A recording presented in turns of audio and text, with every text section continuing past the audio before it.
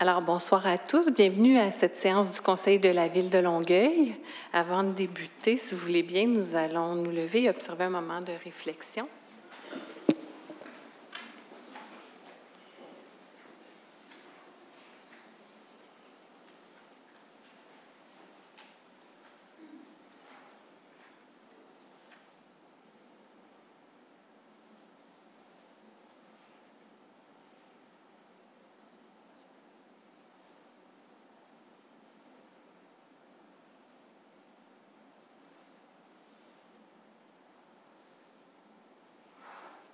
Merci.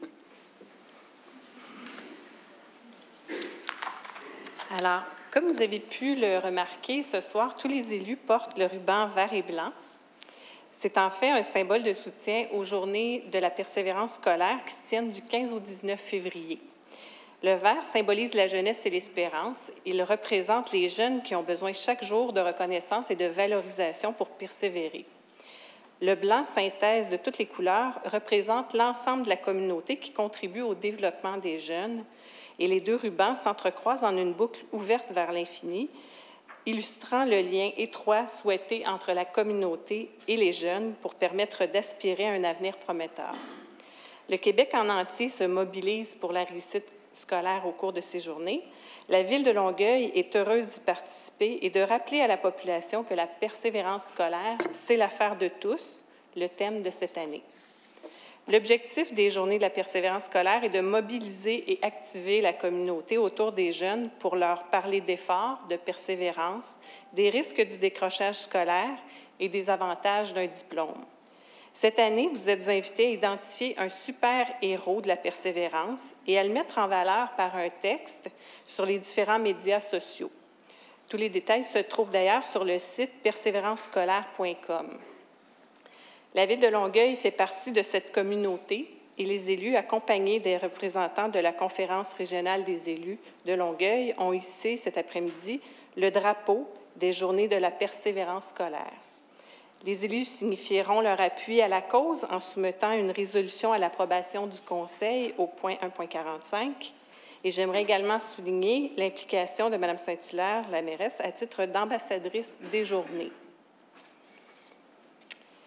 Alors, et dans un autre ordre d'idées, vous savez peut-être que dimanche dernier, c'était la Saint-Valentin, mais c'était également jour d'élection partielle dans le quartier Saint-Charles. Et malgré le froid intense, plusieurs sont allés exercer leur droit de vote. Deux candidats, Mme Josée Latendresse et M. Mario Leclerc, ont pris part à ce processus démocratique au terme duquel Mme Josée Latendresse a été élue. Alors, je salue sa présence ce soir. Et elle sera assermentée au cours des prochaines semaines et prendra place parmi les élus à compter de la prochaine séance du Conseil de la Ville au mois de mars. Je tiens à remercier les candidats, les nombreux bénévoles, les travailleurs d'élection et tous ceux qui ont participé à la tenue de cette élection. Merci.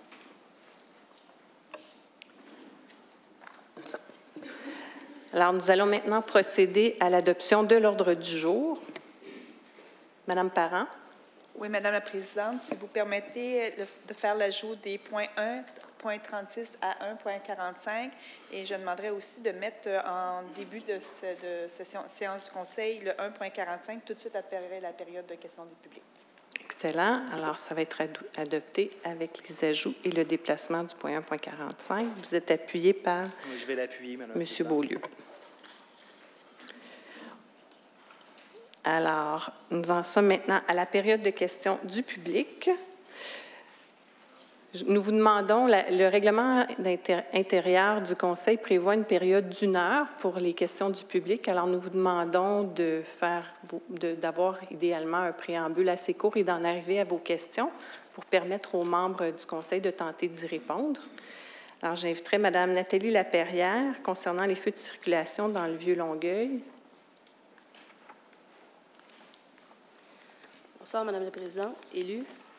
Ma question concerne les feux de circulation. Dernièrement, il y a eu des modifications au coin Curé-Poirier, chemin Chambly. Moi, c'est que je me suis toujours fait dire par la Ville que la priorité était le transport. Mais on se rend compte que les feux sont déficients un peu partout, entre autres Curé-Poirier, chemin Chambly. Là, on accuse du retard, ça va pas bien. J'ai envoyé un email au... c'est pas les travaux publics, je pense que c'est le comité de la signalisation. On m'a répondu que c'est parce qu'elle était hors norme anciennement et qu'il y avait des accidents. Donc, c'est pour ça qu'on est venu jouer dans le cycle. Puis, moi, ça fait 26 ans que je suis chauffeur. Il n'y a jamais eu d'accident au coin de Curé-Poirier et chemin Chambly. Donc là, en ce moment, on se retrouve à avoir des délais de service, des citoyens et des usagers en maudit aussi, parce que là, on accuse encore 2 fois plus de retard, parce que ça nous prend 4 lumières avant de pouvoir traverser l'intersection. J'essaie de comprendre la logique, si l'emphase est sur le transport collectif, pourquoi que c'est généralisé à Longueuil, les lumières, les passages piétons qui tombent tout seuls sans que ça soit à la demande, l'intersection chemin Chambly, Curé-Poirier, j'aimerais ça savoir ce qui se passe, là. Si c'est la priorité, le transport, je veux comprendre. Je veux juste comprendre la réponse de l'ingénieur, là, face à ce coin de circulation-là là, qui est rendu problématique depuis une semaine. Parfait. Vous pouvez vous rasseoir. Merci. Merci. Madame Guéboivin. Alors, merci beaucoup, Madame Laperrière. Justement, on en parlait avec ma collègue, Madame Bastien, qui m'a mentionné que lundi, elle avait fait une requête au service concernant la lumière à l'intersection de chemin Chambly et Curé-Poirier. Et soyez assurés que je vais être le porte-parole. Je suis la présidente du comité de circulation comme élue. Donc, merci de m'avoir sensibilisée à cette problématique-là. On va en tenir compte et on vous fera là, un suivi là-dessus. Alors, merci, Madame. J'inviterai maintenant Madame Sylvie Champagne concernant les fonds de pension et la hausse de taxes. Bonsoir, Madame la Présidente. Bonsoir, Mesdames, Messieurs les élus. Je vais être brève. Tout au long de l'année 2014, je m'adresse à Madame la mairesse, Madame Saint-Hilaire. En fait, vous devez vous adresser à moi. Tout à fait. Alors, elle va l'entendre de toute manière. Madame la mairesse a répété à plusieurs reprises tout au long de l'année 2014, tout au long de l'application ou de la mise en application du projet de loi 15 sur les régimes de retraite, qu'elle n'avait aucun problème à s'imposer la même loi. D'ailleurs, à plusieurs reprises, nous sommes venus lui poser la question si, au moment de l'acceptation de cette loi, elle était prête à s'imposer les mêmes conditions de la loi 15, et ça a toujours été oui, sans problème, à elle, à tous les élus et à ses cadres de haut niveau, qui, encore là, selon ses dires, était la portion fonds de régime de retraite qui pesait le plus lourd sur le budget de la Ville de Longueuil. À ce moment-là, Mme la mairesse était cohérente. C'était cohérent puisqu'elle défendait cette loi-là auprès du ministre Moreau. Donc, ce qu'on comprend, c'est qu'elle l'a défendue, elle l'a eu, elle était prête à se l'appliquer. Maintenant, on comprend que la donne vient de changer. Alors, généralement, dans mon livre à moi, quand on exige aux autres, bien, ce qu'on n'est pas capable de s'accepter à soi-même, on ne l'exige pas aux autres. Alors, compte tenu que les chauffeurs d'autobus du réseau de transport de Longueuil avons signé notre régime de retraite, avons négocié de bonne foi, nous n'avons pas eu besoin de moyens de pression, de vote de grève, de rapport de force. Nous avons démontré que nous étions capables de faire une négociation de bonne foi. Et nous avons payé en tout et partout une dette de 11 millions qui ne nous appartient pas. Alors, je suis bien placée en tant que représentante des 700 chauffeurs d'autobus qui, depuis le 4 janvier, se font enlever un supplément sur leur paye qui diminue leur qualité de vie. Alors, moi, je pose la question, Madame la mairesse, c'est pas très compliqué. Par respect pour la capacité de payer de vos citoyens, la loi 15 pour tous les élus, et pour votre propre fonds de pension, Madame la mairesse, c'est pour quand?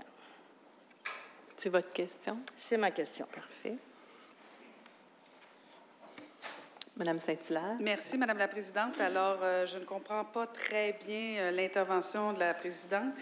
Madame la Présidente, de Madame Champagne, en fait, parce que la donne n'a pas changé, Madame la Présidente, pour le bénéfice de tous. C'est pas la mairesse, c'est pas le conseil municipal de Longueuil qui statue le salaire, qui statue les fonds de pension des élus municipaux. Alors, autant la Ville de Longueuil, autant moi, comme mairesse de la Ville de Longueuil, que l'ensemble du monde municipal, ce qu'on a dit au gouvernement du Québec, c'est que nous étions prêts à discuter avec le gouvernement du Québec pour, oui, toucher au salaire, au fonds de pension, on peut tout regarder ça. Alors, il est faux de dire que la donne a changé. Elle n'a pas changé. mais il faut juste dire les bonnes choses. Et je tiens, par contre, Madame la Présidente, à saluer effectivement cette entente au niveau du réseau de transport de Longueuil. On me dit que c'est la première entente au Québec. Alors, bravo, oui, voilà, quand tout le monde est de bonne foi, on peut s'entendre et négocier de bonne foi. Et c'est ce qu'on voulait dans le monde municipal. Et Mme Champagne vient de faire la démonstration que ça peut arriver. Merci, Madame la Présidente. Merci. J'inviterai maintenant M. James Moscovitch concernant son évaluation municipale. Bonsoir. Bonsoir. J'ai juste demandé l'évaluation des terrains, pas la mienne, les autres. Est-ce que c'est privé et confidentiel? Is it private and confidential? I paid my taxes, so I went over to get a permit to build a shed, and I asked, I like to have two pieces of property on next to my land, actually by my land, enclavé par ma terre. Je demande c'est quoi l'évaluation? Il me dit c'est privé et confidentiel. Pour moi, les évaluations de les terrains, c'est pas privé et confidentiel parce que c'est une valeur de marché. Ma taille a augmenté 1 000 %. Quand on dit 1 000 %, du monde dit 1 000 %, combien ça coûte 1 000 %? C'est quelque chose, j'ai dit 1 000. 1 000 %, c'est 100 %, ça va 10 000 à 20 000. Si c'est 1 000 %, ça va 10 000 à 110 000. Mais sur un autre contexte, si votre terrain de maison est 100 000, il doublé, ça va 200 000. Mais si c'est 1 000 fois, ça va 1 100 000. Moi, je demandais une raison valable. Donc, il faut que je base l'augmentation, parce que j'ai bien riche, selon la ville, mon terrain il est monté 1000 fois, 1000 %. Donc, j'ai juste demandé, c'est quoi les autres personnes pour faire une comparaison, puis il dit, oh, c'est une privé confidentielle. Je vais dans les autres meetings. I go to the other meetings for do my due diligence. Agricultural land went up 26.2 %. 26.2, ça veut dire 4 fois, ça veut dire 104,8 %. Donc, mon évaluation, c'est 4 000, plus de 4 000 % de le moyen. Pensez-vous, si vos terrains de maison montent de 100 000 à 1 100 000, est-ce que tu vas poser une question ou demander une raison valable? Moi, j'ai demandé, est-ce que c'est un changement de zonage? Changement de zonage, bien riche, capable de bâtir les autres bâtisses commerciales, résidentielles? Ce n'est pas le cas. OK? Je n'ai pas d'égout, je n'ai pas d'eau. Je ne pense pas devoir mettre l'eau puis les égouts. Donc, est-ce que tu gardes... Donc, si on garde la terre, peut-être c'est le bâtisse. Tu gardes le bâtisse comme une résidence. Si tu gardes ça comme une résidence, donc je dois vivre là. Mais j'ai besoin pour vivre là, j'ai besoin de l'approbation de la Commission de protection du territoire agricole. Donc, j'ai juste demandé une raison valable. C'est pris, maintenant, c'est décembre. Maintenant, aujourd'hui, je vais à un autre meeting, mais il faut que je paye 75 $ de contester ça, mais je ne pense pas. 4 000 1000 %, puis 4 000 plus le moyen. Donc, ce n'est pas 26,2, c'est peut-être 2 % pour tout le monde, puis 4 000 pour moi. Donc, moi, je trouve ça un peu injuste. Puis, comme je dis, s'il me dit, je veux demander ce soir, est-ce que les évaluations de les deux terres, un terre, j'ai 75 pieds sur l'avenue Boucher, puis les autres, les côtés puis les derrière, c'est dans ma terre. Un autre monsieur, c'est 75 par 200, complètement enclavé par la mienne, sauf pour un droit de passage par la ville. C'est quoi le valeur? Si je n'ai pas d'augmenter 2000 %, ça me donne un moyen de vérifier est-ce que j'ai bien chargé trop. Parce que c'est fair market value. Si je ne suis pas capable de vendre ma terre à la valeur qu'il te me donne, donc tu as créé un préjudice contre moi. Donc, si tu me dis j'ai besoin d'accès d'informations pour voir les évaluations de deux tailles-là, dis-moi-les. Moi, je suis prêt d'aller chercher. Je vais chercher demain, quelqu'un qui va faire ça. Moi, je ne fais pas ça, c'est parce que c'est mieux un avocat. C'est de faire ça. Puis, une autre chose que je ne comprends pas, c'est pourquoi c'est Jacques Lemay qui vient embarqué, lui, tu as la flèche, et non pas le secteur agricole près de Carignan, puis Éric Beaulieu, il dit rien. Mais je ne comprends pas du monde qui sont élus, il n'est pas capable de me donner une vraie réponse. Je ne veux pas une réponse, c'est le secteur agricole, mais 1000 %, madame, quand tu dis ça, c'est 10 fois la valeur de vos terrains. Pensez-vous, quand tu pensez ça, de l'argent? Puis juste demandé ça, mais si tu me dis, c'est monté 1000... Si tu à la bourse, tu as quelque chose qui va monter 1000 %, si tu as 100 000 là-dedans ou 200 000, donc tu as 1 200 000, 2 200 000, c'est mieux d'enlève ton million puis garde le principal là-dedans. Parce que quand ça va là, c'est quelque chose qui ne marche pas. J'attends encore une vraie réponse. Parfait. Pas une réponse basée sur un jugement. Merci. Merci. Vous pouvez reprendre votre place. OK. Madame Parent. Oui, merci, M. Moscovitch. Madame la Présidente, c'est sûr que les réponses que je vais vous donner ce soir vous conviendront certainement pas parce que je vais répéter ce que j'ai dit aux 2 dernières séances concernant les rôles d'évaluation et l'effet qu'il y a eu sur la hausse de la valeur des terrains sur le dernier rôle d'évaluation. Effectivement, il y a eu une hausse marquée pour les terrains agricoles et notre sensibilité par rapport à cette catégorie-là a fait en sorte qu'on a séparé pour justement que l'impact soit moins grand. Je comprends que pour M. Moscovitch, la réalité est tout autre, mais il peut rencontrer un évaluateur pour avoir des explications précises sur ces terrains. Moi, je ne les ai pas, ces explications-là.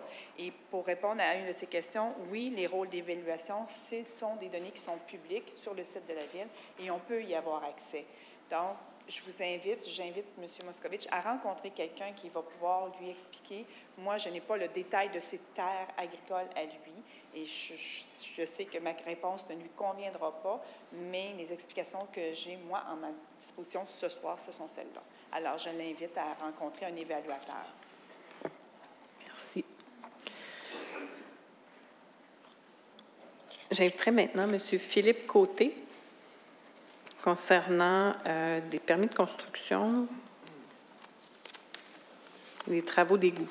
Bonjour, Madame la Bonjour. Présidente, Madame la mairesse, Madame les conseillères, Monsieur les conseillers. 6 juillet 2012, nous avons aménagé nos 3 enfants et ma conjointe dans une maison neuve de la rue Lafradière, dans le Boisé-Saint-Hubert, nouveau développement que nous croyions idéal. Nous nous permettons aujourd'hui d'attirer votre attention sur les nombreux troubles causés par le système d'égout totalement dysfonctionnel qui couvre notre secteur. Matin du 6 juillet 2013, catastrophe, un refoulement d'égout. Un an pile après l'achat de notre demeure, de l'eau en provenance des égouts remonte par le drain de plancher du sol. Le sol est inondé. Le refoulement a causé plusieurs milliers de dollars de dommages. Il s'agit d'un refoulement d'égout causé par un problème avec la pompe de relais numéro 10 qui ne fonctionne pas adéquatement. Le plombier mandaté par la Ville se présente et confirme que notre système n'est pas défaillant. On nous assure, on nous dit qu'il y a des modifications qui vont venir au niveau du système d'égout. Nous avons communiqué avec nos assurances, on a procédé au nettoyage et à la reconstruction. 1er mai 2014, encore un autre refoulement d'égout. Nous avons constaté que la lumière d'urgence de la pompe 10 est allumée. Nous avons avisé rapidement les travaux publics, mais l'eau est encore montée dans le sous-sol. Les plombiers mandatés par la Ville nous reconfirment que le système est conforme. On a encore procédé au nettoyage. Vos représentants nous ont rassurés, nous ont dit que des modifications seraient effectuées sur le système d'égout sous peu. 27 juillet 2015, un 3e refoulement d'égout. La lumière d'urgence de la pompe 10 est encore allumée. Nous avons contacté immédiatement les travaux publics, mais malgré tout, et ça pour la 3e fois, l'eau monte dans le sol. Encore plusieurs milliers de dollars de dégâts dans notre résidence. Les enfants se retrouvent une nouvelle fois sans chambre et encore pris dans les rénovations durant plusieurs mois, le temps de régler avec l'assurance et de tout reconstruire. Cette fois, les représentants de la Ville, qui sont les mêmes qui constatent les refoulements depuis 3 ans, vivent eux aussi l'incompréhension et la désolation face à notre situation. Nous devons, depuis 3 ans, appeler constamment pour signaler des dysfonctions de la pompe d'égout de la Ville. Encore en fin de semaine, j'ai dû appeler votre centrale d'urgence pour leur dire que la pompe était défaillante. Nous venons d'être avisés que notre assurance ne veut plus nous assurer pour les refoulements d'égout. Suite à des vérifications auprès de courtiers, nous pourrions nous faire assurer, mais à gros prix après avoir procédé à l'installation d'un système dispendieux de blocage de l'entrée d'eau, installer des détecteurs d'eau partout dans le sous-sol, reliés à une centrale et finalement avoir en main une lettre de la Ville qui confirme que la situation des égouts a été rétablie.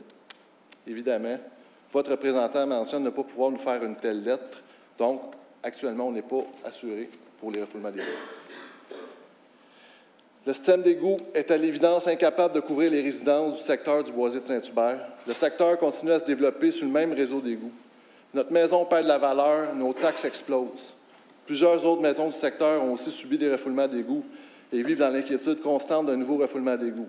Il y a des dommages à nos biens, à notre propriété, de la moisissure dans la chambre des enfants. Mes questions. Comment se fait-il que la Ville ait accordé des permis de construction à des promoteurs sans fournir les infrastructures adéquates? Deuxième question. Qu'entendez-vous faire effectuer comme travaux d'urgence afin d'éviter que de nouveaux refoulements d'égouts surviennent dans notre quartier? Et troisième question. Qu'entend faire la Ville de Longueuil pour compenser les citoyens touchés par tous ces inconvénients? Merci. J'ai, je crois, une autre intervenante sur le même sujet. Madame Morissette, est-ce que c'est au même sujet? Le même secteur. C'est pas dans le même secteur. Vous pouvez peut-être venir poser vos questions, puis ensuite on vous répondra. On avait distribué une lettre à 942 résidents qui auraient une réunion avant le mois de décembre 2015 concernant les compagnies qui sont descendues dans les égouts pour les refoulements d'égouts, Aquaserre et Aquadata, pour nous donner le compte-rendu de ces compagnies, puis qu'est-ce qu'il y aurait comme réaffectation. On n'a pas été avisé de rien. On n'a pas eu de lettre non plus de convocation. Madame Sarrazin, pour les odeurs de putréfaction, je voudrais dire un bravo pour son bon service. Ça a été très bien. Comme M. Côté disait, qu'est-ce que vous dites aux citoyens que les assurances ne veulent plus les assurer?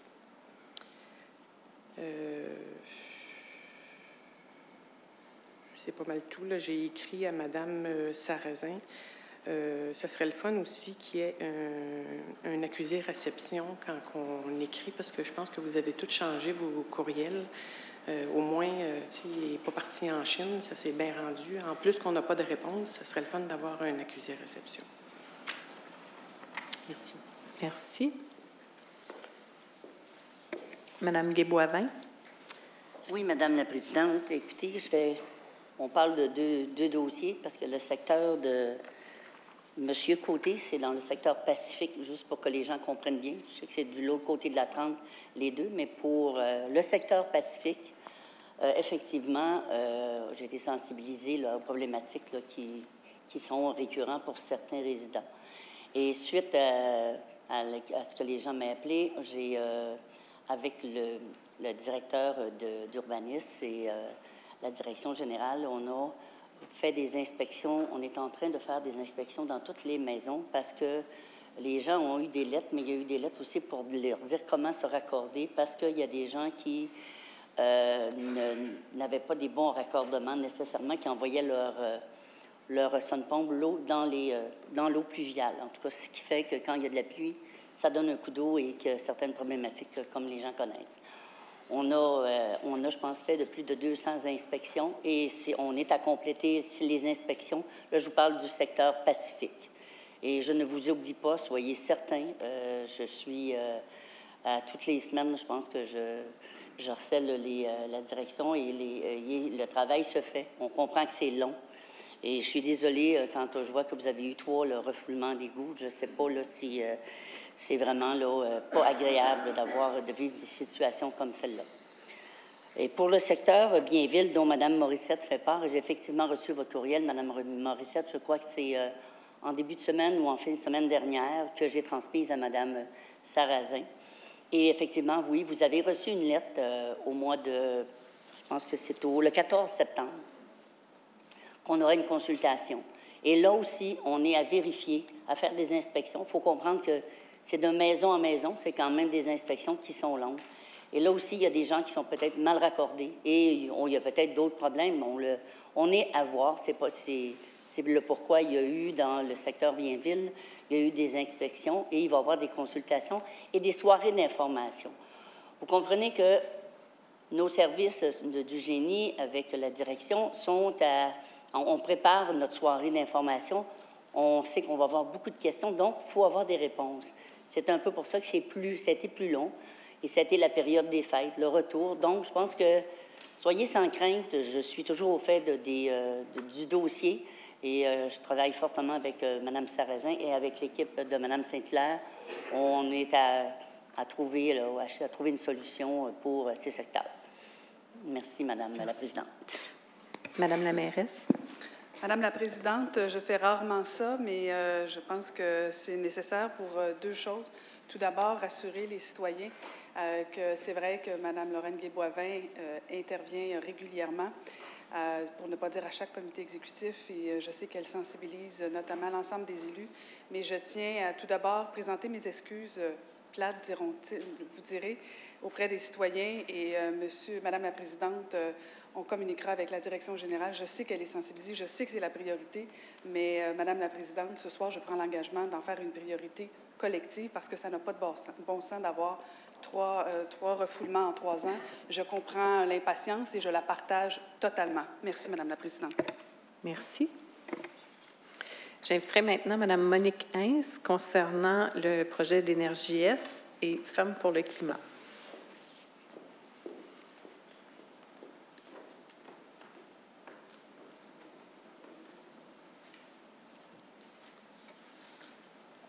Bonsoir, Mesdames, Messieurs les conseillers, conseillères et Madame la mairesse.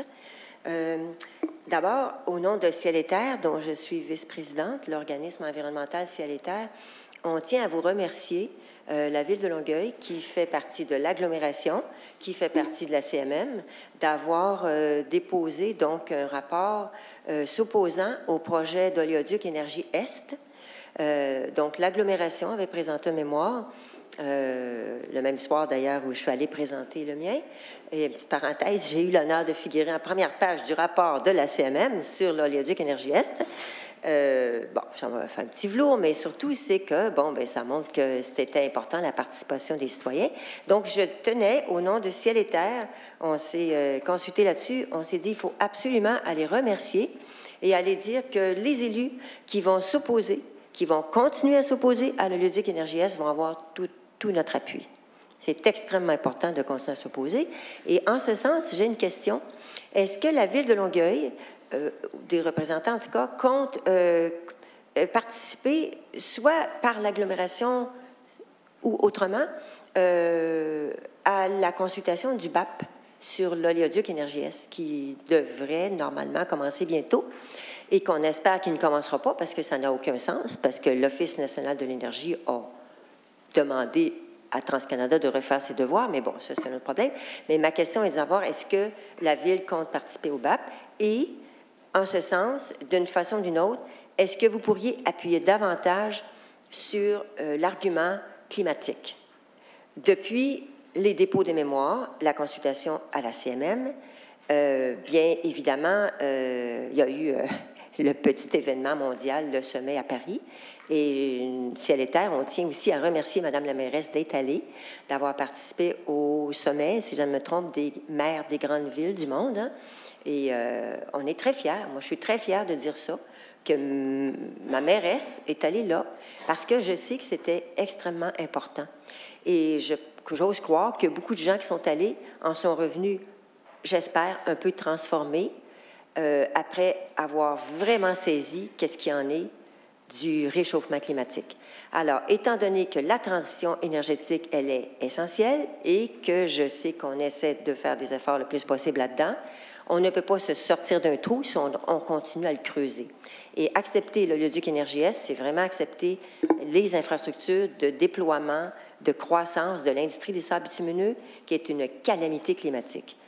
Surveillez ça, d'ici quelques semaines, peut-être, ou plus, va sortir un rapport extrêmement important sur la contribution du Canada et du Québec en gaz à effet de serre en lien avec les sables bitumineux. Je pourrais vous donner plus d'informations.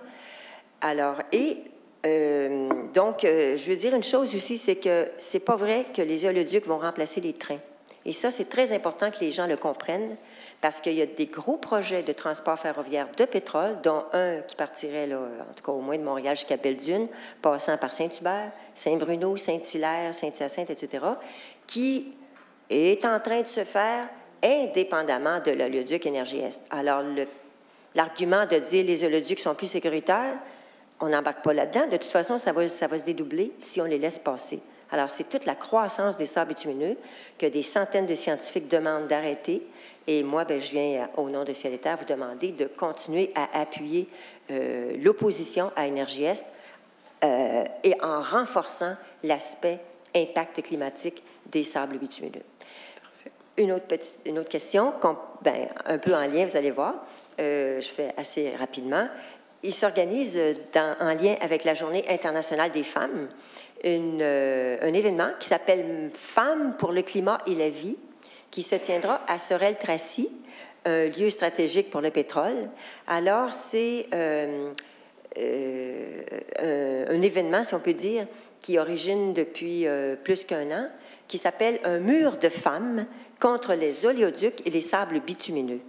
Et c'est inspiré d'un mouvement de la Colombie-Britannique par des femmes autochtones.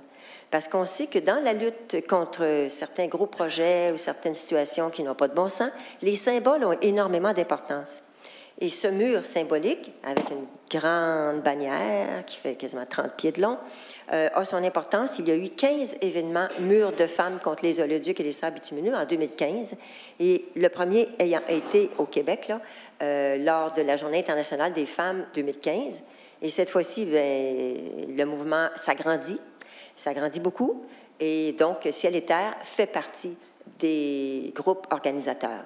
Et un des groupes, celui qui accueille, le groupe Hôte, s'appelle le Regroupement citoyen contre les bitumineux et pour le développement durable de Sorel-Tracy.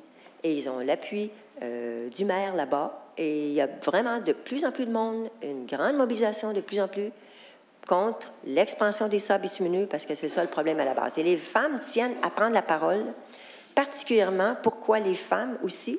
Parce que le développement des hydrocarbures, en général, ça crée des emplois pour les hommes. Et non seulement ça, ça rassemble les emplois à certains endroits. Les hommes sont obligés de quitter souvent leur famille. Ça déracine des familles. Socialement, c'est assez mauvais. Alors que le développement des énergies vertes permettrait de distribuer davantage beaucoup plus d'emplois, premièrement. On n'embarquera pas dans tout ça. Donc, je me permets d'inviter, demander à toutes les femmes de Longueuil qui veulent participer à cet événement. J'ai ici quelques feuilles, mais demain ou après-demain ou plus tard, tous les élus et toutes les élus recevront le communiqué de presse aussi. Merci. Merci. Est-ce que je peux déposer une... Oui, vous pouvez en laisser des copies à Mme la greffière. Et je me permets aussi d'ajouter que j'ai en main un dépliant qui n'existe pas en ligne sur Énergie Est, qui peut-être, ma foi, vous apporter des éclairages différents, qui a été produit par la Fondation Coule pas chez nous, qui est un vaste mouvement québécois de citoyens qui s'opposent au développement des infrastructures pour les sables bitumineux, le transport du pétrole au Québec, parce qu'on refuse que le Québec devienne une autoroute pour le pétrole de l'Ouest. Merci beaucoup. Merci. Monsieur Poitras. Oui, merci, Madame la Présidente.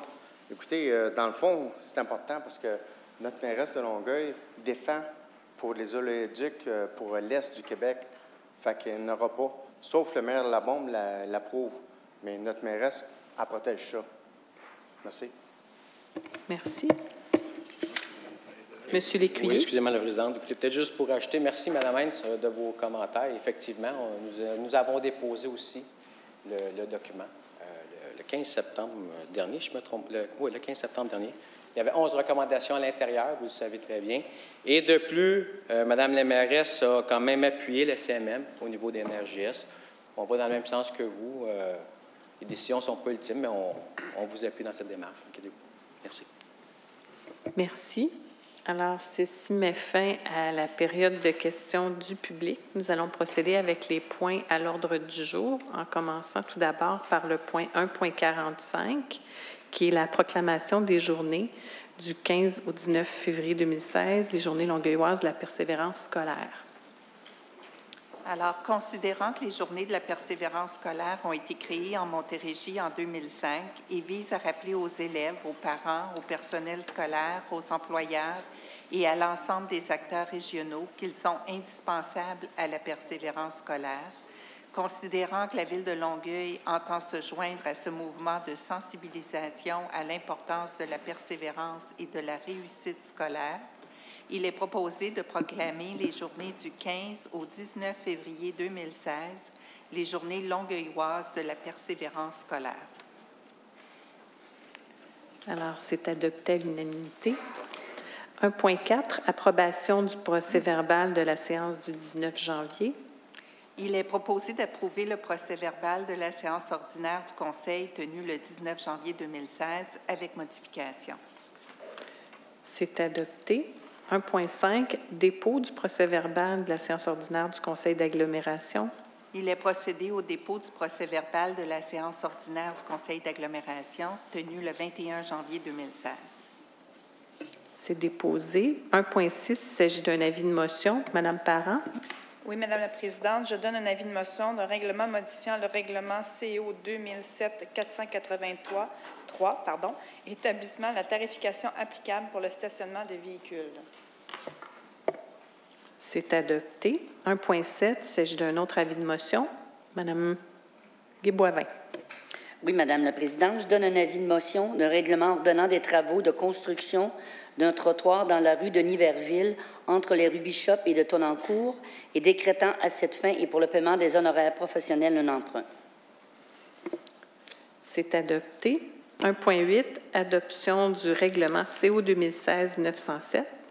Il est proposé d'adopter le règlement CO 2016-907 ordonnant des travaux de réfection de divers bâtiments municipaux et installations aquatiques et décrétant à cette fin et pour le paiement des honoraires professionnels un emprunt, lequel règlement prévoit une dépense et un emprunt n'excédant pas 7 650 000 pour une période de 15 ans. C'est adopté. Point 1.9, approbation d'un bail. Il est proposé d'approuver le bail à intervenir entre la Ville et l'organisme Ressources Saint-Jean-Vianney, portant sur les locaux 90 et 92 de la maison de quartier Saint-Jean-Vianney et pour un loyer annuel de 1 935,32 $. C'est adopté. 1.10, approbation d'une entente. Il est proposé d'approuver l'entente à intervenir entre la Ville, les organismes Ressources Saint-Jean-Vianney, le Bureau de consultation jeunesse, Macadam Sud, Vision Interculture et le Centre de la petite enfance La Petite Semence concernant la gestion de la maison de quartier Saint-Jean-Vianney pour l'année 2015. C'est adopté. 1.11, demande au ministère de la Culture et des Communications. Il est proposé de demander au ministère de la Culture et des Communications une aide financière pour l'acquisition de documents pour les bibliothèques dans le cadre de l'appel de projet en développement des collections des bibliothèques publiques autonomes. C'est adopté. Point 1.12, il s'agit d'un dépôt. Il est procédé au dépôt du procès-verbal de la réunion du Conseil local du patrimoine du 2 décembre 2015. C'est déposé. 1.13, imposition de conditions relatives à la conservation de la valeur patrimoniale. Madame Dubé. Madame la Présidente, je propose qu'on adopte en liesse du point 1.13 à 1.16. D'accord. Vous êtes appuyé par M. Je vais l'appuyer, Madame la Présidente. Beaulieu. Alors, Madame la greffière. Donc, il est proposé d'imposer des conditions relatives à la conservation des valeurs patrimoniales à toute personne qui remplace les ouvertures de l'immeuble situé au 435 et 445 rue La Bonté, à toute personne qui remplace le parement et les ouvertures du tambour de la façade latérale est de l'immeuble situé au 170 rue Victoria, à toute personne qui modifie l'agrandissement de l'immeuble situé au 258 rue Saint-Charles-Ouest. Et il est également proposé de ne pas imposer de conditions à toute personne qui procède à une correction cadastrale pour les immeubles situés au 213 à 225 rue Saint-Jean. C'est adopté. 1.17, il s'agit d'un avis de motion. Madame Dubé.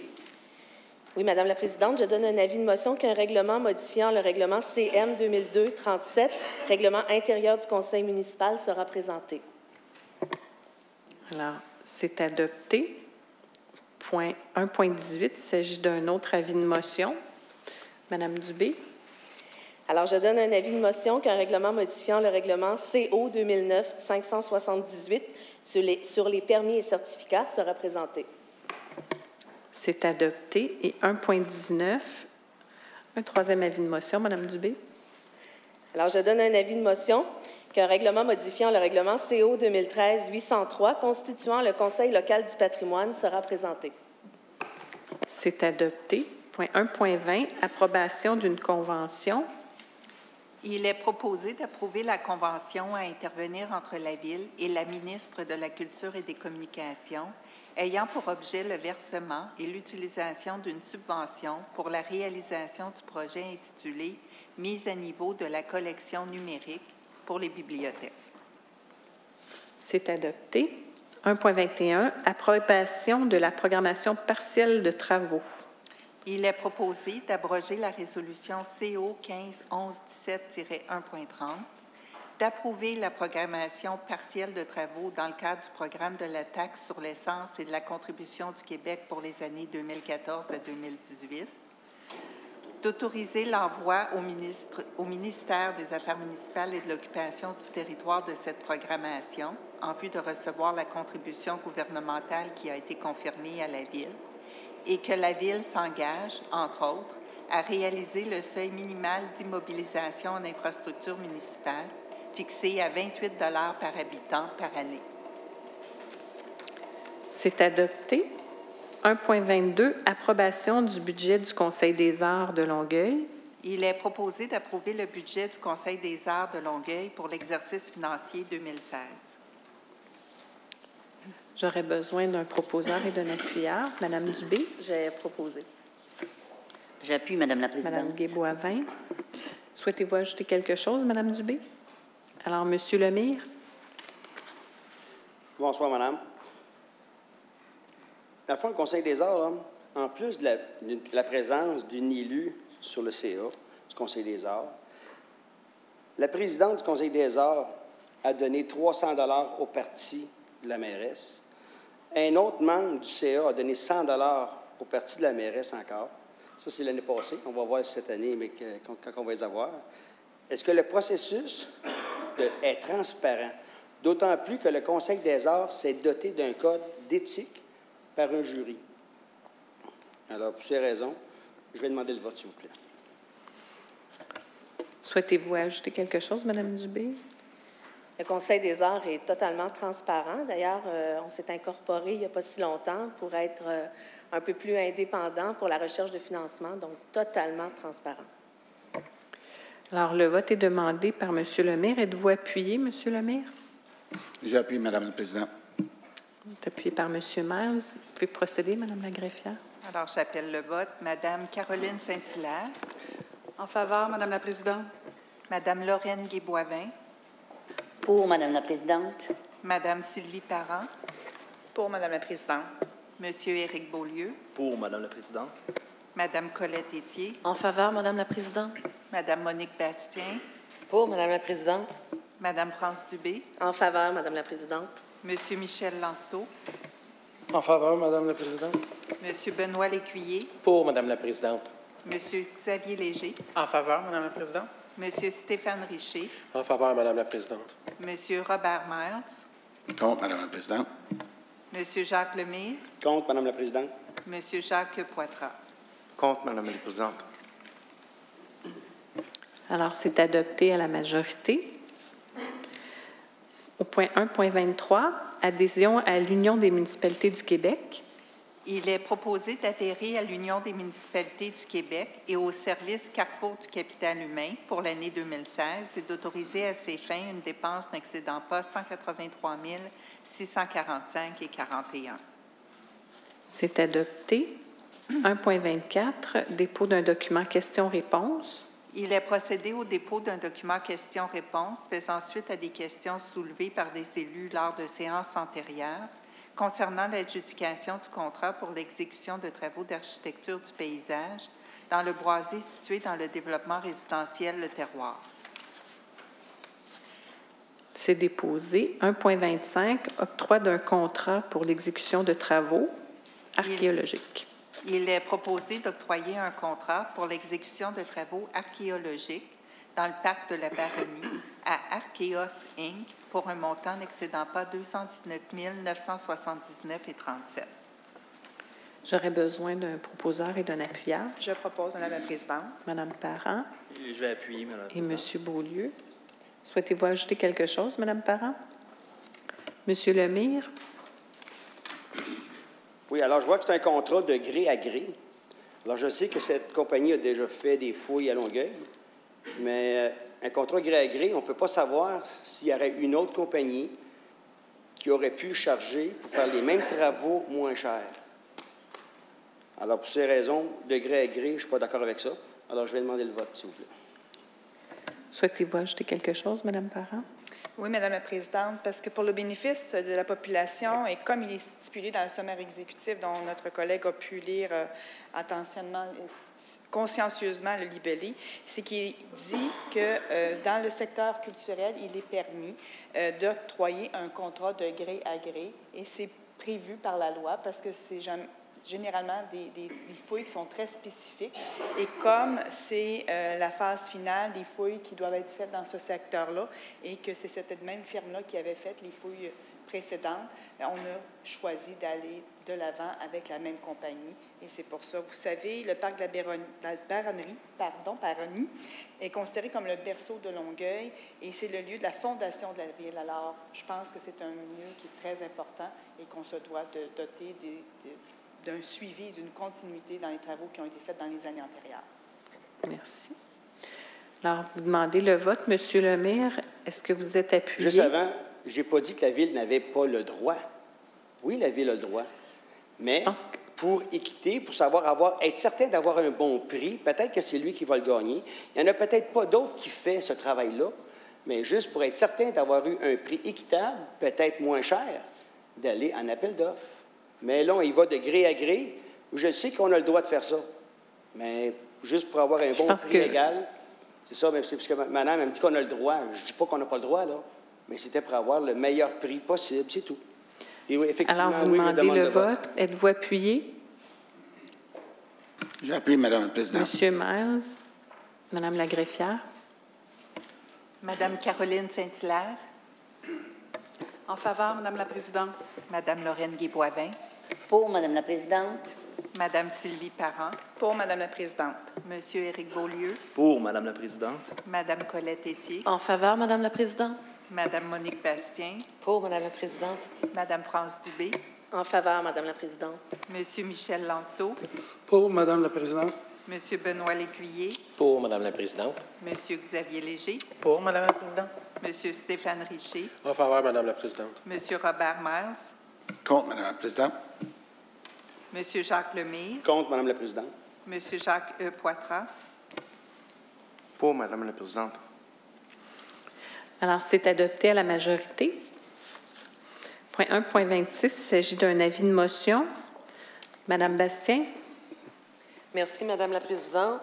Alors, je donne un avis de motion qu'un règlement ordonnant des travaux de nettoyage systématique et d'inspection des réseaux d'égouts pluviaux, sanitaires et combinés et décrétant à ces fins et pour le paiement des honoraires professionnels, un emprunt sera présenté. C'est adopté. 1.27, adjudication d'un contrat. Il est proposé d'adjuger le contrat pour la fourniture d'un camion fourgon hybride avec aménagement atelier de marque Inno pour la direction des travaux publics à 9081 0060 Québec Inc., faisant affaire sous le nom de Fourgon Élite, pour un montant estimé à 189 646,87. C'est adopté. Point 1.28, adjudication d'un contrat. Il est proposé d'adjuger le contrat pour la fourniture d'un camion fourgon avec aménagement atelier de marque RAM pour la direction des travaux publics à 9081 0060 Québec Inc., faisant affaire sous le nom de Fourgon Élite, pour un montant estimé à 123 967,40. C'est adopté. Point 1.29, modification d'une résolution. Il est proposé de modifier la résolution CO 1503-17-1.25 intitulée « Désignation des membres et officiers du Conseil local du patrimoine » par le remplacement du nom de M. Martin Delaunière par Mme Hélène Léveillé à titre de secrétaire du Conseil et par le remplacement du paragraphe 3 de cette résolution. C'est adopté. 1.30, adoption d'un règlement. Il est proposé d'adopter le règlement CO 2016-913 ordonnant l'exécution de divers travaux dans les parcs, liens cyclables et espaces publics et décrétant à ces fins et pour le paiement des honoraires professionnels un emprunt, lequel règlement prévoit une dépense et un emprunt n'excédant pas 7 971 000 pour une période de 15 ans. C'est adopté. 1.31, demande à la Commission de la représentation électorale. Il est proposé de demander à la Commission de la représentation électorale de reconduire, aux fins de la prochaine élection générale, la division des districts électoraux telle qu'établie par le règlement CO 2012-727, divisant le territoire de la municipalité en districts électoraux. C'est adopté. 1.32, adoption d'un règlement. Il est proposé d'adopter le règlement CO 2016-912 ordonnant l'exécution de travaux d'aménagement de pistes cyclables sur le territoire de la ville de Longueuil dans le cadre du projet d'aménagement d'un sentier cyclable et pédestre entre Oka et Mont-Saint-Hilaire et décrétant à ces fins pour le paiement des honoraires professionnels un emprunt, cedit règlement autorisant une dépense et un emprunt de 8 192 000 sur une période de 15 ans. C'est adopté. 1.33, il s'agit d'un avis de motion. Madame Guéboivin.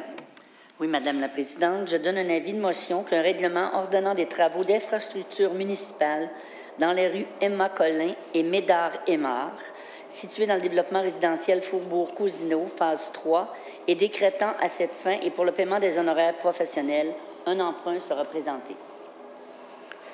C'est adopté. 1.34, dépôt d'un document questions-réponses. Il est procédé au dépôt d'un document questions-réponses faisant suite à une question soulevée par un élu lors d'une séance antérieure concernant les négociations auprès d'un soumissionnaire unique lors d'un appel d'offres. C'est déposé. 1.35, adjudication d'une partie de contrat. Il est proposé d'adjuger la partie du contrat pour la fourniture de services de main-d'œuvre et d'outillage spécialisés relevant d'une compétence locale pour une période prenant fin le 17 février 2019 à groupe C&G Beaulieu pour un montant estimé à 1 465 427,3 et que toute dépense à être effectuée ou engagée ultérieurement par la direction du génie dans le cadre de ce contrat soit dûment autorisée par le Conseil ordinaire, le comité exécutif ou un responsable d'activité budgétaire. C'est adopté. 1.36, dépôt d'une demande de remboursement de dépenses. Il est procédé au dépôt d'une demande de remboursement de dépenses de recherche et de soutien du conseiller, M. Jacques Poitras, datée du 15 février 2016.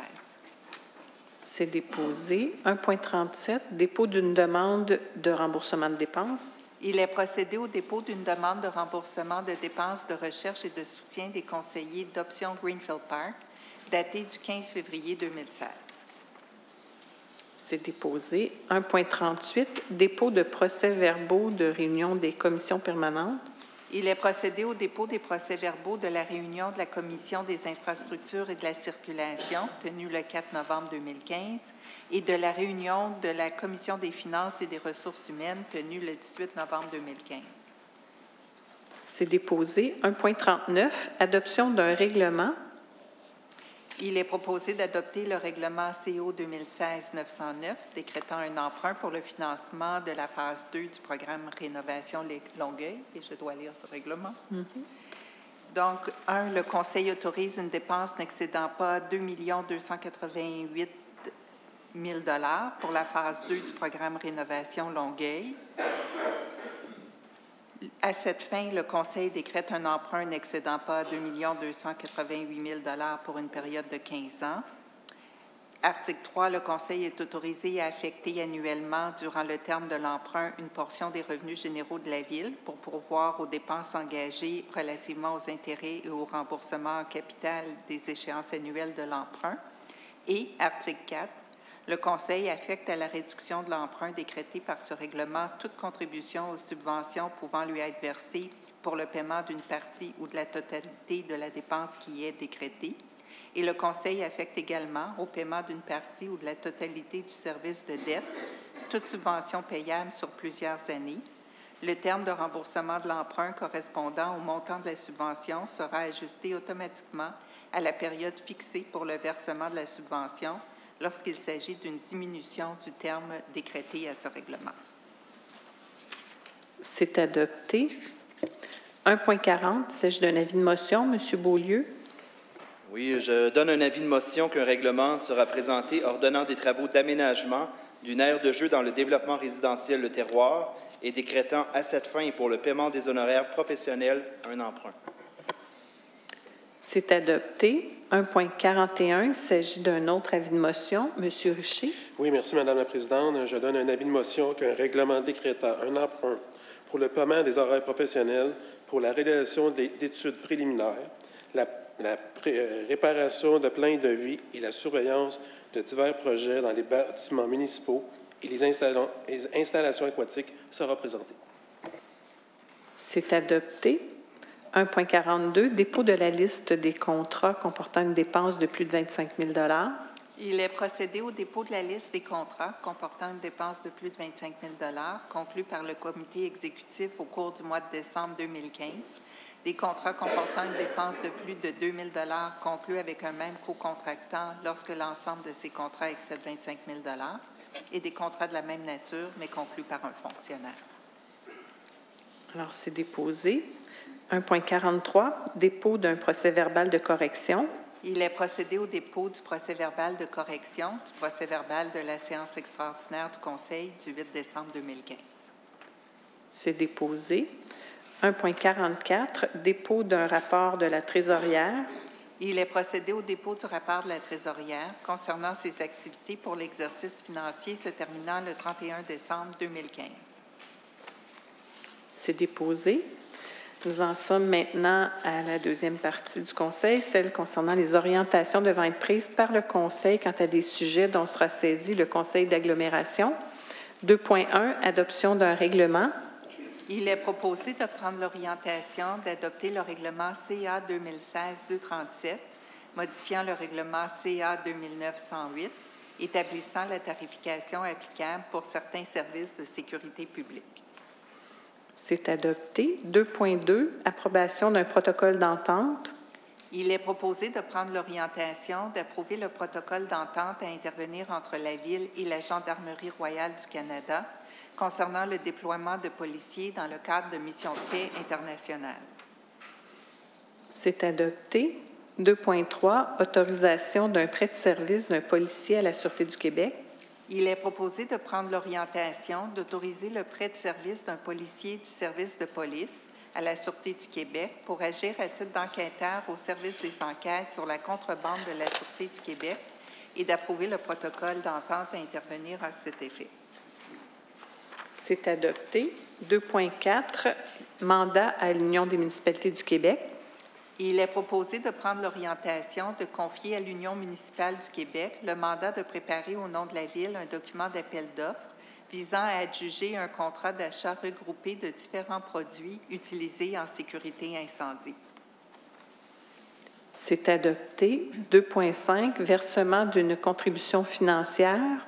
Il est proposé de prendre l'orientation d'abroger la résolution CA 110922-1.16, de verser une contribution financière de 1 896 285 $ pour la réalisation du projet d'acquisition et de rénovation de Terrasse Mousseau phase 1 dans le cadre du programme Accès-Logis de la Société d'habitation du Québec et d'assumer 10 % du coût du supplément au loyer pour un minimum de 19 logements et un maximum de 54 logements. C'est adopté. 2.6, versement d'une contribution financière. Il est proposé de prendre l'orientation de verser une contribution financière de 1 796 310 pour la réalisation du projet d'acquisition et de rénovation de Terrasse Mousseau phase 2 dans le cadre du programme Accès-Logis de la Société d'habitation du Québec et d'assumer 10 % du coût du supplément au loyer pour un minimum de 18 logements et un maximum de 52 logements. C'est adopté. 2.7, adoption du schéma de couverture de risque en incendie révisé. Il est proposé de prendre l'orientation d'adopter le schéma de couverture de risque en incendie révisé 2016-2020, conformément aux articles 23 et 24 de la Loi sur la sécurité incendie. C'est adopté. 2.8, désignation des présidents et vice-présidents des commissions du Conseil d'agglomération. Il est proposé de prendre l'orientation de désigner pour la période du 1er janvier au 30 juin 2016 et du 1er juillet au 31 décembre 2016 en alternance les membres suivants du Conseil ordinaire au poste de président et de vice-président de commission d'agglomération, soit Mme Sylvie Parent à la commission du budget, des finances et de l'administration, M. Benoît Lécuyer à la commission de la sécurité publique, Mme Lorraine Guy-Boivin à la commission de l'environnement et de l'aménagement et Mme Monique Bastien à la commission de l'habitation et du logement social. C'est adopté. 2.9, désignation des présidents et vice-présidents des commissions du Conseil d'agglomération, mais cette fois pour les municipalités reconstituées. Il est proposé de prendre l'orientation de désigner pour la période du 1er janvier au 30 juin 2016 et du 1er juillet au 31 2016 en alternance les personnes suivantes représentant les municipalités reconstituées à titre de président et vice-président des commissions d'agglomération. Donc, M. Dominique Lévesque à la commission du budget, des finances et de l'administration, M. Serge Séguin à la commission de la sécurité publique, Mme Isabelle Bérubé à la commission de l'environnement et de l'aménagement et M. Hugues Létourneau à la commission de l'habitation et du logement social. C'est adopté. 2.10, autorisation d'une dépense à un contrat. Il est proposé de prendre l'orientation d'autoriser une dépense estimée à 123 000 $ au contrat adjugé à Génivard pour la fourniture de services professionnels en ingénierie pour la réalisation des plans et devis et la surveillance des travaux dans le cadre de la phase 2 du réaménagement du poste de police. C'est adopté. 2.11, adjudication d'une partie d'un contrat. Il est proposé d'adjuger la partie du contrat pour la fourniture de services de main-d'œuvre et d'outillage spécialisés relevant d'une compétence d'agglomération à Groupe C&G Beaulieu Inc. pour un montant estimé à 858 852,38. C'est adopté. Alors, nous en sommes au point 3, période d'intervention des membres du Conseil. M. Poitras. Oui, bonsoir, Madame la Présidente. C'est important pour nos gens de Saint-Hubert-Longueuil. Les gens peuvent courir la chance de gagner un iPad de la Ville de Longueuil en vous inscrivant au mode de transmission électronique de documents. En effet, recevez vos prochains documents par transmission électronique, entre autres compte de taxes, autres documents de la Ville de Longueuil, exemple les loisirs, etc. Le tirage se fera le 11 mai prochain.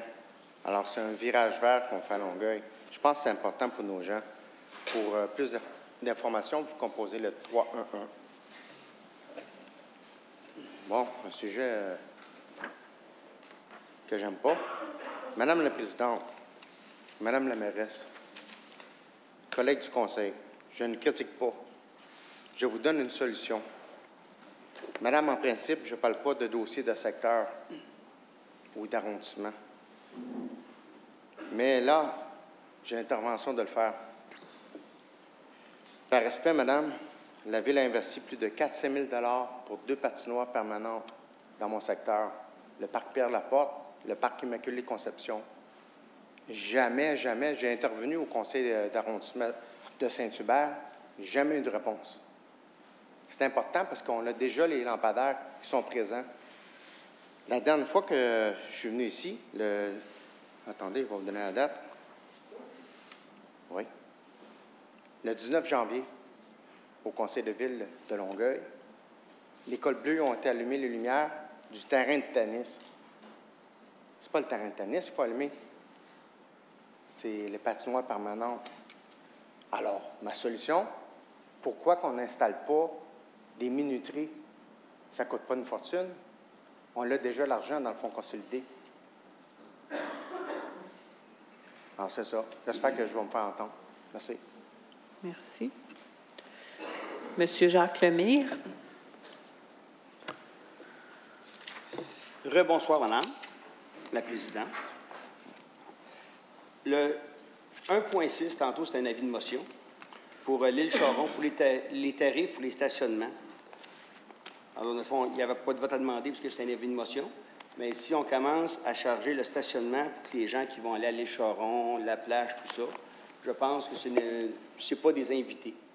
Alors, dans mon livre à moi, on devrait mettre ça gratuit pour attirer le plus de monde possible.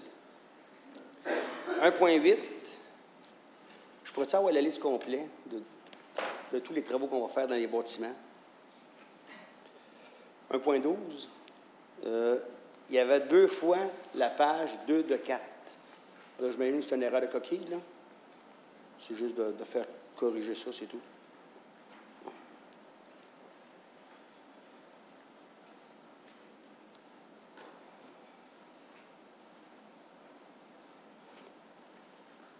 Le RTL.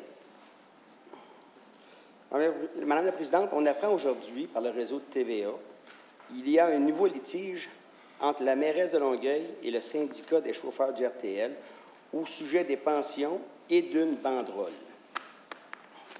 Quand j'ai vu ça sur TVA, c'est original, ça. Je me souviens, ça c'est loin, ça, 23 juin 2009, la veille de la Saint-Jean-Baptiste, il y a eu une banderole Action Longueuil qui s'est installée sur un bâtiment. La Ville a demandé d'enlever la banderole. On n'a jamais enlevé la banderole. Elle est restée là le 23, le 24, et après la Saint-Jean, la banderole à un moment donné est disparue. La mairesse est bien mal placée pour dire au syndicat d'enlever la banderole. Combien vont coûter juste les procédures de demander d'enlever une banderole? Quand on dit de faire de quoi, il faut le faire nous autres aussi. Mais comment, dans le fond, qu'est-ce que je comprends, c'est faites pas ce que je fais, faites ce que je dis. Parce que la banderole est restée là, puis là, on demande, on fait des procédures pour qu'ils enlèvent le banderole. Et ça change quoi, là? Ils se défendent, ils ont un cri, eux autres aussi, ils ont un cri du cœur, comme j'ai entendu le mois passé, et ils ont besoin de se faire écouter. Je trouve que la mairesse est mal placée pour demander d'enlever la banderole. Et concernant les pensions, je vais être clair, je suis d'accord qu'il faut revoir les pensions des élus. Nous devons prêcher par l'exemple, et je le sais, ce n'est pas nous qui décidons, mais on peut faire la demande au gouvernement. Et j'imagine, si on est plusieurs à faire la demande au gouvernement, ils vont, j'imagine, acquiescer à nos demandes. Mais c'est à nous à faire les demandes en premier. Après la chicane du RTL, on apprend aussi que la mairie est encore en chicane avec le gouvernement du Québec. Ça fait pas mal de chicanes dans les temps qui courent, là. Ce qui est troublant, c'est que la mairesse a entendu la médiatisation de la disparition de la jeune fille de Laval pour aller dans les médias. C'est inquiétant. Elle aurait dû être proactive dès le début pour trouver une solution et même revoir certaines dépenses superflues pour garder le projet Mobilis comme il était auparavant.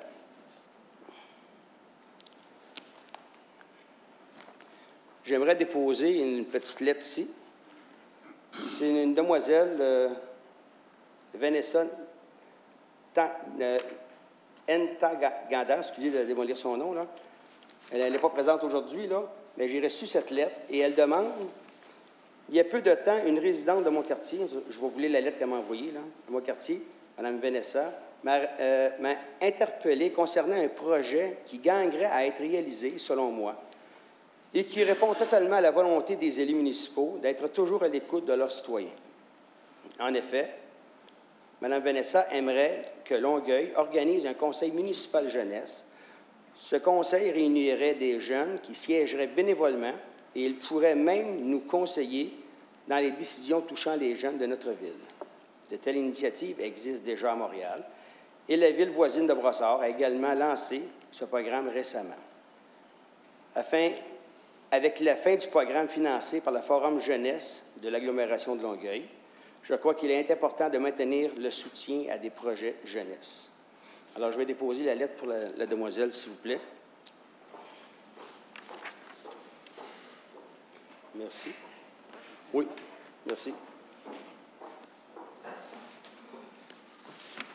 Le Conseil des arts. Ce soir, j'ai voté contre la subvention. Dans le fond, c'était l'approbation du budget du Conseil des arts de Longueuil. Je ne suis pas contre le soutien aux artistes. Il y a des questions à clarifier concernant la gouvernance du Conseil des arts.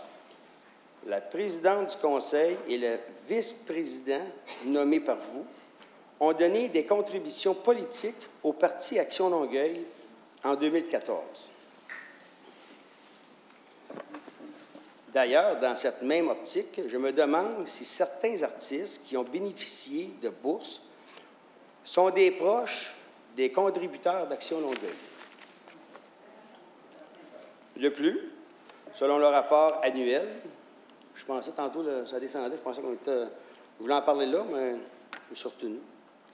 De plus, selon le rapport annuel, le plus récent disponible qu'on a eu, on parle d'une masse salariale de 150 000 $ pour 2 employés. Je me questionne, c'est peut-être un petit peu élevé. Pour une meilleure transparence, il serait souhaitable que la Ville de Longueuil prenne exemple sur la Ville de Montréal en créant un comité gouvernance et nomination. Vous savez, plus qu'on va sauver de l'argent un peu partout, on aurait pu en mettre dans le projet Mobilis. Partout ce qu'on peut sauver, on aurait pu le mettre là-dedans. Puis 1 million, ça aurait été facile à trouver. Ça, c'est ce que je pense. Hubert, la Ville se penche sur quel côté? Hubert, depuis les dernières semaines, il est de plus en plus question d'Hubert et de l'avenir du taxi. On le sait déjà, depuis la mi-novembre, Hubert offre des services à Longueuil. Les dirigeants d'Hubert au Québec ont même affirmé avoir envoyé une lettre à la Ville pour expliquer les services. J'aimerais savoir qu'est-ce que la Ville de Longueuil en pense.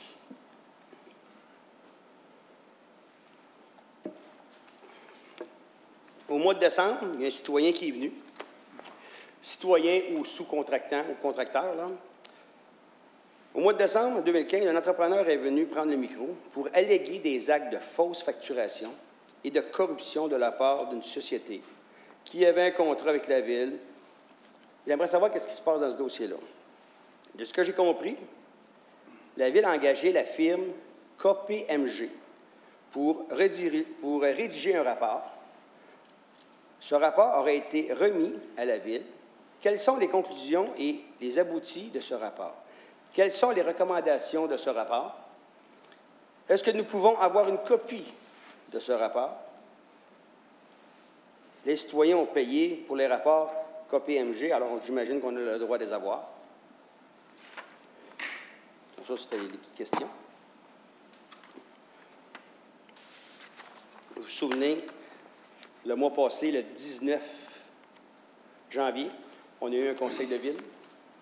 Il y a 4 personnes qui sont venues ici, 2 de Saint-Hubert, 2 de Greenfield Park, et ils ont déposé une pétition de 1400 noms. C'était pour garder les pancartes avec les noms de Saint-Hubert et Greenfield Park dans les arrondissements. Et je me souviens, quand le citoyen a terminé de parler, il y a un monsieur de l'autre côté, qui est M. Beaulieu, a pris la parole. Je vous comprends. Je comprends que c'est un cri du cœur que vous avez. J'ai compris qu'il avait compris que c'était un cri du cœur. C'est tellement important pour eux autres. Et les 1400 et plusieurs autres que j'ai reparlé par après, où est-ce que je peux signer? Mais il était trop tard pour signer. La pétition est enlevée, là. Alors, j'ai compris que... Regardez, on va regarder ça. On en a même parlé à l'exécutif. On ne dit pas ça, là, mais on n'a pas le droit, mais on a parlé. Regardez, on s'en vient de quoi de bien, puis vous allez voir ça.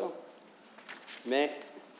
Une semaine plus tard, le 27 et le mercredi, ça donne que j'ai été témoin de ça. J'étais sur Cousineau et à un moment donné, j'ai vu des employés col bleu enlever la pancarte Longueuil, arrondissement Saint-Hubert. Il n'y a rien de méchant là-dedans. Hein? Il n'y a absolument rien de méchant. Vous arrivez dans la grande ville de Longueuil, mais dans la partie arrondissement Saint-Hubert, c'est merveilleux, les gens vont se situer, que je suis dans Longueuil, mais je suis complètement à l'extrémité. je passe dans Saint-Hubert, je vais arriver dans le Vieux-Longueuil.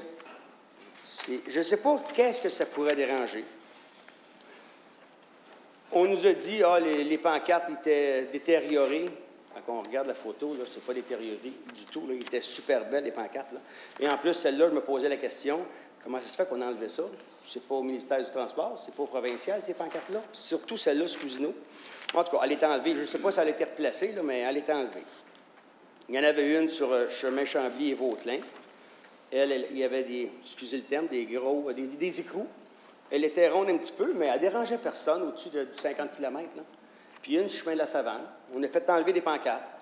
On enlève les pancartes, mais on laisse les poteaux. Pourquoi on n'a pas demandé d'enlever les poteaux? Qu'est-ce qui pressait d'enlever ces pancartes-là? Mais M. Maïs a posé des questions. Il a même demandé une rencontre avec les élus respectifs, les présidents d'arrondissement, pour voir qu'est-ce qui pourrait s'élaborer, qu'est-ce qui pourrait se faire pour essayer de garder l'historique des arrondissements. Mais, qu'est-ce qu'il m'a confirmé tantôt? Il n'y avait pas eu de nouvelle, pas du tout. Mais la réponse qu'il y a eu, par exemple, il m'a montré la lettre qui vient de la part de la mairesse, datée du 12 février. Pour assurer que ce chantier sera mené adéquatement, j'ai demandé à la direction générale d'élaborer un plan directeur de signalisation. Plus loin, il écrit dans la lettre, « L'administration est donc à convenir de la façon dont ce mandat sera réalisé, avec le soutien d'une firme externe, au terme d'un appel d'offres public, ça c'est bien, et pour m'assurer que les intérêts des citoyens de l'arrondissement seront bien pris en compte dans toute cette démarche. » Et il propose la mise sur pied d'un comité aviseur.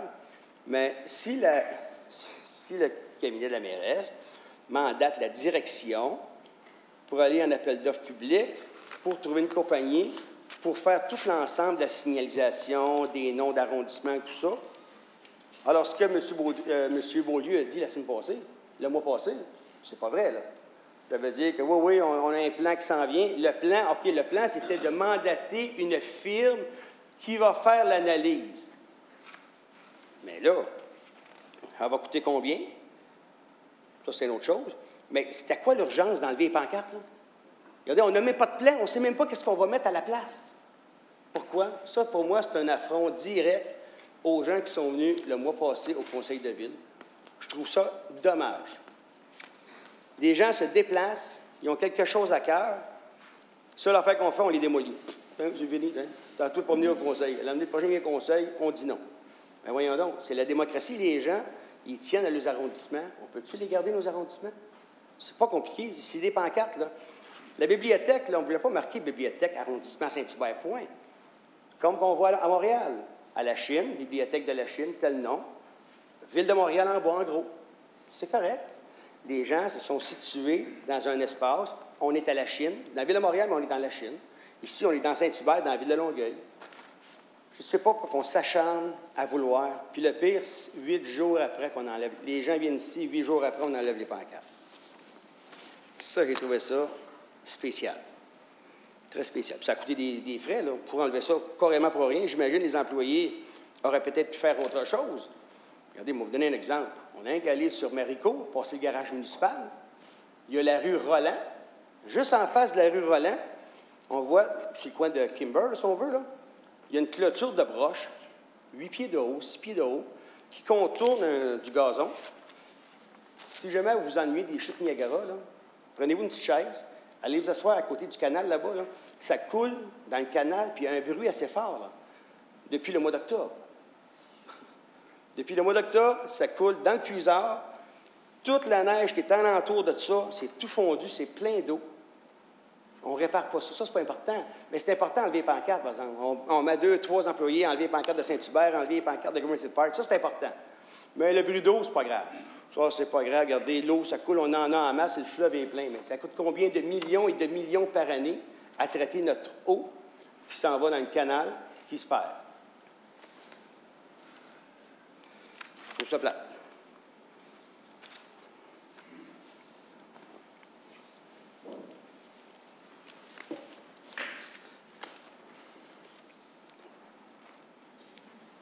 La semaine passée, j'ai parlé de déneigement. Je me suis plaint que certains citoyens, il y avait des contraventions. Puis là, on m'a fait la réponse, j'en reviens pas.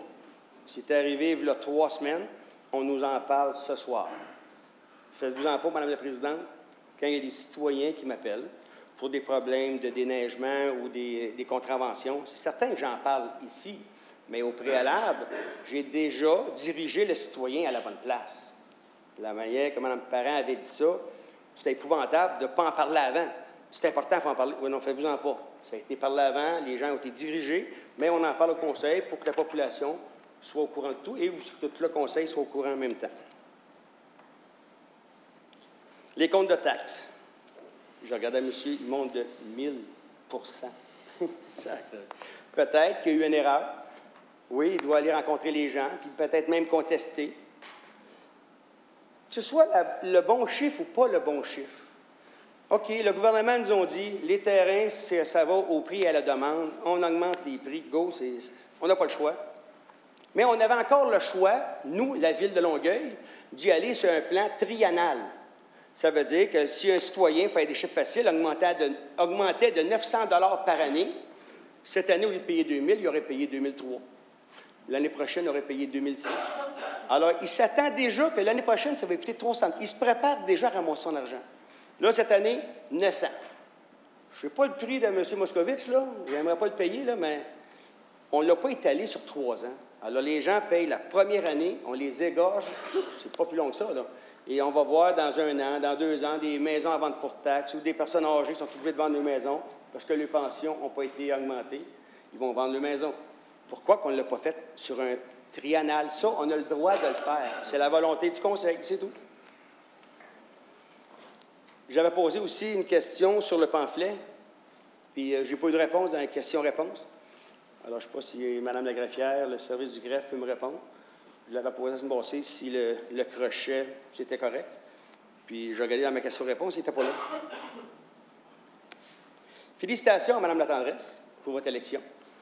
C'est indépendant ou dans un parti. Vous avez fait l'ouvrage. Juste se présenter, ça prenait du vouloir. Alors, félicitations. Vous êtes là, vous le méritez. Puis on va espérer travailler comme il faut ensemble. Je ne sais pas si c'est la volonté de tout le monde, là, mais... Et aussi, à 2.2, le conseil d'agglomération, c'est très bien de poursuivre la mission à l'étranger des policiers de Longueuil. Parce que c'est bien. Regardez, ils vont là-bas, ils font le bien, puis... Dernière chose, je l'avais oublié, celle-là. Puis ça, j'aime ça la rappeler. Ça, c'est mon compte de taxes 2016. Police, 17 de mon compte de taxes. Culture, loisirs et vie communautaire, 18 18? Imaginez. Monsieur, si vous souhaitiez prendre la parole, il fallait vous inscrire au début. Vous aurez l'occasion d'échanger avec les conseillers après la séance. Ah. Parfait. Mais je vais le dire pour vous, plus cher que la police. La police dessert toute la population de Longueuil agglomération. On en a besoin. Mais là, l'année passée, je ne me trompe pas, c'était 17-18, mais en 2015, c'était 17 17 C'était égal. Là, puis même, il me semble, police 18. On a coupé la police, on a monté culture, loisirs et vie communautaire, mais on demande de l'argent pour mobilistes, là. Imaginez, là, si on garderait l'argent pour les vraies affaires, j'ai rien contre les arts, les loisirs et la culture, là. Mais à un moment donné, il faut aller avec la capacité de payer des gens. C'est tout. Alors, merci, Mme la Présidente, et bonne soirée à tout le monde. Monsieur Miles. Merci, Mme la Présidente. Bonsoir, Mesdames et Messieurs. Good evening, ladies and gentlemen. Premièrement, je veux féliciter Mme la tendresse. Bienvenue au sein du Conseil. First, I'd like to congratulate Mme la tendresse. Welcome to the City Council. Deuxièmement, je suis d'accord avec ce que M. Lemay vient de soulever. En ce qui concerne le dossier de la corruption alléguée, je suis en contact avec les dénonciateurs du stratagème allégué de corruption que je suis avis que la Ville n'agit pas assez rapidité, pour régler ce dossier. Les actes de la Ville ont pour conséquence de punir celui qui a agi de façon que nous espérons que toutes les entreprises agiront dans la période post-commission Charbonneau. Quel signal nous donnons aux entrepreneurs qui veulent transiger en toute transparence et honnêteté? La réponse est que vous pouvez espérer être en situation de précarité financière parce que la Ville de Longueuil ne sera pas là pour vous aider suite à votre bonne action d'entrepreneur dénonciateur. Je trouve que c'est bien dommage. Et j'ajouterai que ce n'est pas avec cette attitude que nous encourageons d'autres entrepreneurs à agir d'une façon honnête et de dénoncer la corruption. Pour cette raison, je demande à la Ville de prendre acte et régler le dossier le plus rapidement possible. Second, I agree with the issues that Mr. Lemire just raised. Regarding the issue of the alleged corruption, I am in contact with the whistleblower of the alleged corruption scheme, and I believe that the city is not acting quickly enough to address this issue. The result of the actions of the city are punishing those who acted in the way that we hope that all companies will act in the post-Charbonneau Commission period. What type of a message are we giving to the entrepreneurs who want to conduct business honestly and in total transparency? The answer is that you can expect to be in a precarious financial situation because the City of Longueuil will not be there to support you for the good deed of whistleblowing. I think it's a shame, and I would add that it is not with this attitude that we will encourage other entrepreneurs to act in this honest manner and denounce corruption. For this reason, I ask the City to take notice and finalize this file as quickly as possible. En ce qui concerne le dossier d'identité visuelle des arrondissements, je suis d'opinion que ce que la Ville propose est trop peu, trop tard. Vous demandez pourquoi? C'est simple. La Ville de Longueuil a déjà enlevé les majorités des enseignes existantes. Dans la lettre du 12 février 2016, la mairesse n'offre aucun échéancier afin de réaliser ses promesses. Pour l'instant, du moins, ça a toute l'apparence d'être des promesses vides servant uniquement à apaiser les citoyens. Souvent, l'administration a dit que Longueuil est une ville qui est à l'écoute de ses citoyens. Nous avons la preuve que ce n'est pas le cas dans ce dossier. 1400 personnes ont me dit « Notre identité visuelle est très importante pour nous. » Quelle est la réaction de la Ville? Je n'écoute pas le cri du cœur et je règle le problème en enlevant le nombre des enseignes sans consulter les citoyens. Les citoyens qui ont, moins d'une semaine plus tôt, dit « Nous voulons les préserver. » De plus, lors que la Ville a entrepris l'exercice de retirer les enseignes portant les dons des arrondissements sans la consultation des citoyens, la moindre des choses que les citoyens auraient pu espérer dans une telle situation est que la Ville aurait un plan. Mais ça ne semble pas le cas après la lettre de la mairesse. Alors, quel était l'impressement pour l'administration de toutes les enlever? Et même, peut être une enseigne du ministre des Transports où le nom de l'arrondissement de Saint-Hubert apparaît. Regarding the issue of the visual identity of the boroughs, I am of opinion that the city is doing too little, too late. You ask why? It's simple. The City of Longueuil has already removed the majority of the existing signs. In the letter dated February 12, 2016, the mayor sets out no timetable to undertake her promises. For now, at least, it has all the appearances of being empty promises serving only to please the citizens. Often the administration has said that Longueuil is a city that listens to its citizens. Here, we have proof that is not the case. 1,400 people have said our visual identity is important to us. What is the city's reaction? I will not hear your pleas, and I will solve the problem by removing many of the signs without consulting you. The citizens, the same citizens who have, less than a week earlier, said that they want the signs preserved. Moreover, when the city started to remove signs bearing the names of boroughs without public consultation, the least the citizens could expect in such a situation would be that the city had a plan. But that does not seem to be the case from the mayor's letter of the 12th of February. So why was the administration rushing to remove these signs? Another question. And perhaps even a sign that belongs to the Minister des Transports, where of the name of the same, and perhaps even with the sign that belongs to the Ministère des Transports, where the name of the borough of St. Hubert appears. Merci et bonne soirée. Thank you. Good night. Merci. Monsieur Stéphane Richer. Merci. Bonne soirée, Madame la Présidente. Monsieur Xavier Léger. Merci, Madame la Présidente. Donc, ce soir, comme vous avez pu le marquer, au point 1.30, il y a des investissements majeurs de plus de 7 millions de dollars qui seront faits cette année dans nos plateaux sportifs, dans les parcs et les aires de jeu. Donc, j'aimerais vous en souligner quelques-uns. Au Parc Masson, il y aura un réaménagement des aires de jeu pour les tout-petits. Au Parc Font-Rouge, il y aura un réaménagement complet des aires de jeu et aussi un réaménagement majeur du plan chaudron du Colisée Jean Béliveau. Donc, je pense que ça va plaire à beaucoup de gens pour le printemps. Je continue, Madame la Présidente.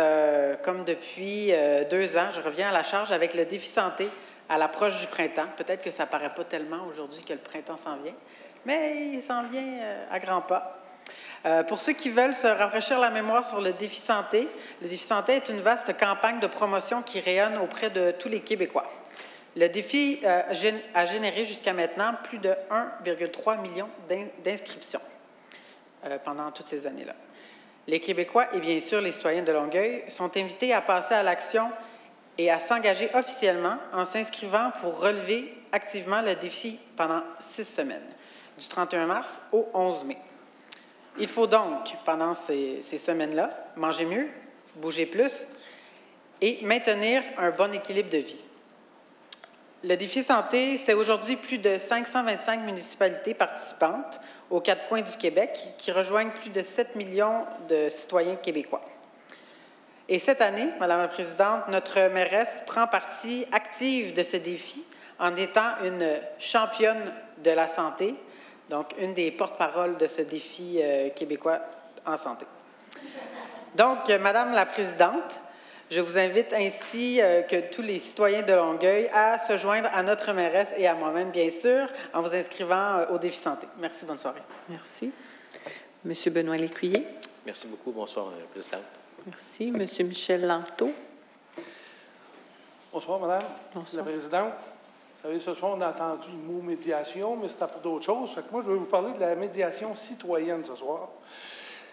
La médiation citoyenne, c'est une démarche d'accompagnement par des citoyens médiateurs auprès de leurs concitoyens qui vivent des conflits afin de favoriser une recherche de solutions satisfaisantes par et pour les parties impliquées. C'est avec ces médiateurs bénévoles qui ont reçu une formation spécifiquement pour cette médiation citoyenne. Donc, dans des cas, par exemple, de conflits de voisinage, locataires, propriétaires, familles, interpersonnelles, on peut s'en servir. Donc, évidemment, si les citoyens ont besoin de la médiation citoyenne, je vous invite à les appeler. De plus, savez-vous quoi? Ce qui est merveilleux, c'est un service gratuit, ce qui est rare aujourd'hui, très rare même. Alors, merci. Bonsoir, Madame la Présidente. Madame France Dubé. Alors, Madame la Présidente, tout d'abord, concernant le Conseil des arts, j'aimerais revenir sur les propos de M. Lemire. Je pense qu'il faut faire attention à ce qu'on dit pour ne pas tenir des propos tendancieux. Les administrateurs du Conseil des arts sont des citoyens de Longueuil, très actifs dans notre communauté. Ils sont bénévoles, complètement dédiés aux arts et à la culture. Ce sont des gens qui sont en affaires, ce sont des artistes, des élus. Alors, je pense qu'on a une saine gouvernance et ici, on peut parler de transparence. Ensuite, Madame la Présidente, comme vous le savez, à Longueuil, nous avons à cœur l'avenir de nos enfants. Nous croyons que la lecture tient une part importante de leur développement. La semaine dernière s'est tenu le 10e Salon du livre jeunesse à Longueuil. Le salon a clôturé 3 semaines d'activités que la Fête de la lecture et du livre jeunesse propose aux jeunes de 0 à 15 ans depuis maintenant 18 ans. C'est une foule record qui a franchi les portes du Théâtre de la Ville, 6 300 visiteurs pour ce rendez-vous familial désormais incontournable. C'est entouré d'une 50aine d'éditeurs, d'une centaine d'auteurs et d'illustrateurs que les jeunes ont pu s'inspirer et faire la fête, et aussi assister aux différents spectacles gratuits. C'est un rendez-vous qui nous rappelle plus que jamais que la lecture est essentielle pour notre collectivité et qu'il faut poursuivre nos efforts pour que tous aient accès à la culture et aux livres. À Longueuil, nous sommes bien conscients de nos responsabilités et nous appuyons ces initiatives. Comme nous l'avons vu ce soir dans 2 de nos résolutions, nos investissements dans notre réseau de bibliothèques afin de bonifier notre offre et d'offrir des activités d'éveil à la lecture en témoignent. Je tiens aussi à féliciter toute l'équipe qui gravite autour du Salon du livre et de la lecture jeunesse et surtout Mme Brigitte Lépine, la présidente sur qui nous pouvons toujours compter, et ce depuis plusieurs années. Merci. Merci. Mme Monique Bastien. Merci, Madame la Présidente. En janvier dernier, Madame la Présidente, l'agglomération de Longueuil déposait un mémoire au ministre François Blais dans le cadre d'une consultation québécoise sur le FKIST, le Fonds québécois d'inclusion sociale. Les impacts positifs de ce programme sur nos communautés les plus vulnérables sont indéniables, Madame la Présidente. Ce programme, c'était, pour chaque dollar investi, 1,88 $ de retombées en financement. C'était 21 projets concertés et structurants, dont 5 à portée régionale, Madame la Présidente. C'était un soutien direct à plus de 5 000 citoyens vivant une situation d'exclusion sociale. C'était également la création de 34 emplois à temps plein, dont 6 pour des jeunes en processus de réinsertion. Madame la Présidente, le ministère de la Santé et des Services sociaux a évalué tous ces projets et a reconnu l'apport positif de ces derniers. Toutes les actions menées sur le territoire étaient imbriquées dans les orientations municipales et visaient la santé et le bien-être de tous nos citoyens. Madame la Présidente, nous désirons poursuivre notre rôle de leader dans la lutte à la pauvreté afin d'améliorer la condition de vie de nos citoyens. Et je peux vous assurer, Madame la Présidente, que notre mairesse fait des représentations à ce sens. Merci. Bonsoir. Merci. Madame Colette-Tétier. Bonne soirée, Madame la Présidente. Merci. Monsieur Éric Beaulieu. Bonsoir, Madame la Présidente. Un peu plus tôt, en début de tour de table, on nous a ramené un petit peu en arrière. Alors, je vais faire un petit cours d'histoire. 23 juin 2009, une jeune gang de candidats veut se présenter à l'élection et trouve que c'est une bonne idée de souhaiter Bonne Saint-Jean sur la rue Saint-Charles en installant une banderole. On ne savait pas que c'était illégal. Alors, on se les fait rappeler quelques heures après l'installation de cette fameuse banderole-là. On a payé 100 $ d'amende et on n'a même pas eu le droit aux 24 heures d'avis tel que le prévoyait le règlement. Et qui était là pour appliquer ces règlements-là? Parce que là, on nous dit que c'est Action Longueuil qui est responsable d'appliquer le règlement de la banderole dont on parle cette semaine. C'était les membres de l'opposition qui étaient là. Alors, pourquoi ils n'ont pas crié haut et fort, dire « Mais voyons, respectons notre règlement et le 24 heures ». Non, ça faisait bien leur affaire qu'on enlève la banderole le soir du 23 juin. On l'a fait, nous avons tempéré et nous avons payé. Chose faite. Persévérance scolaire, je m'en voudrais de ne... Vous savez, je parle souvent de famille. Vous savez que la persévérance scolaire, ce n'est pas seulement à l'école, mais bien à l'intérieur de nos familles, que ça doit commencer par la valorisation de nos enfants, de nos jeunes. Encouragez-les, passez du temps avec eux, encadrez-les, et la persévérance scolaire va venir tout seul. Merci beaucoup. Merci. Madame Lorraine Guéboivin. Oui, Madame la Présidente. Bien, moi aussi, je suis bien contente. C'est vrai que ce soir, on a adopté au point 1.30 l'adoption du règlement coordonnant l'exécution de divers travaux dans les parcs, liens cyclables et espaces publics. Alors, je pense que c'est des bonnes nouvelles. On investit dans nos infrastructures, dans nos parcs, 8 millions. Près de 8 millions. C'est pas rien. Et dans l'arrondissement de Saint-Hubert, comme présidente, j'aime bien le mentionner pour nos citoyens qui regardent notre conseil, on a le parc Patnaud, on a le parc Jules Moulin, parc Joyal, on a le parc Tremblay, parc Perra, et la rue Raoul, il va y avoir un aménagement d'un lien cyclable, un dossier qui vous tient à cœur et qui me tient beaucoup à cœur et qu'on on s'était prononcé qu'on travaillerait fort pour ce dossier-là. Alors, merci à l'équipe, merci Mme Saint-Hilaire de nous appuyer. Et on a aussi sur Hubert Guertin de l'éclairage, piste cyclable sur le boulevard Garot. Alors, je pense que, je nommerai pas celle-là d'autres arrondissements, mais c'est juste pour dire que, si vous avez remarqué, les gens qui connaissent les secteurs, il y en a dans tous les secteurs, que ce soit toute allégeance politique, tous les secteurs de nos citoyens sont touchés. Alors, ils vont avoir des nouvelles installations, des modifications. Et j'aimerais, Madame la Présidente, aussi, vous savez que la sécurité est au cœur de nos préoccupations et nous avons mis de l'avant plusieurs initiatives dans les derniers mois pour réitérer notre volonté de renforcer le sentiment de sécurité chez nos citoyens. Rappelons par exemple notre premier plan d'action pour l'amélioration de la sécurité en milieu urbain, notre collaboration avec les services de police de l'agglomération dans la campagne Bon-Pied-Bon-Oeil, les travaux que nous avons effectués sur le territoire pour intégrer les principes d'accessibilité universelle, dont ici, à l'Hôtel de Ville, je pense que c'est très apprécié et très appréciable, pour ne nommer que ceux-là.